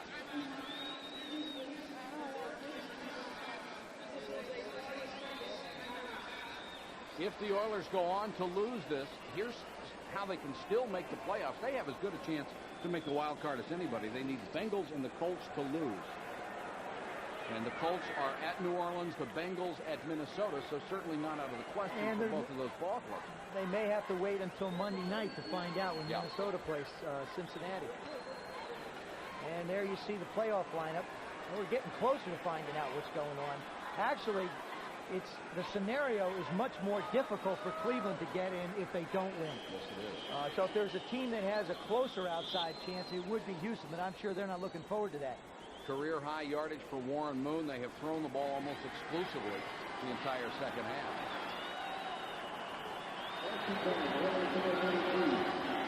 They've got to throw the ball downfield. The little dink passes aren't going to help now with 23 left. Short of Duncan. Coverage by Tony Blaylock. Now the other thing is when a Houston receiver catches the ball, he can go down and declare himself down or immediately turn around and signal for a timeout. And that's what they're going to have to do. Now that pass was down around Cleveland's 45-yard line, which would give them a chance to try and get to the end zone. The Cleveland, I mean, these guys are out of the picture, the secondary. And they're back so far, there's not going to let anybody get behind them. 2nd and 10 with 18 seconds to go in the game.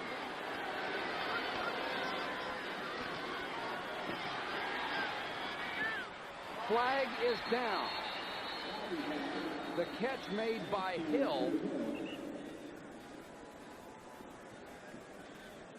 That ball was in a holding defensive call against the Browns. That would only be a 5-yard penalty. Let's see if they say it was a catch or not. Holding. Defense, number 31. 5-yard penalty. First down. Now they're going to say it was not a catch. It looked like it short hopped in there. You know what I'd do if I was a defensive coach? I'd line up my DBs on the wide receivers and say, hold them. After they get 4 or 5 down, hold them. Each tick of the clock works to your advantage. Take the 5-yard holding penalty. It's insignificant at this point for Cleveland. You know, Houston, they don't want to let them make the big Great completion. idea. That's what I do as a defensive coach, but I'm not. 3-man rush. Moon throws complete to Hill. He's to the Browns 49. They immediately signal timeout, but that leaves them 7 seconds to go. Houston is in a situation now where they do have that one opportunity to throw the ball deep up, and it's a Hail Mary pass, for lack of a better description. I mean, this is where you want to dial Minnesota and see if they can lend you Hassan Jones just for one play. And you look at Drew Hill, he's 5'9". Ernest Givens is 5'9". Leonard Harris is 5'8". The only tall receiver they have is Haywood Jeffries at 6'2". Now, they also have Kenny Jackson. He's a 6-footer. Yeah, he's a big guy. Kenny's from my hometown, South River High School. He can jump. He can play bad. I know he's a jumper.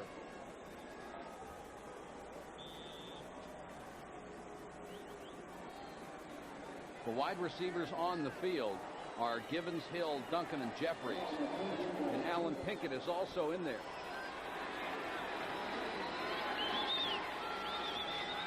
Seven seconds left.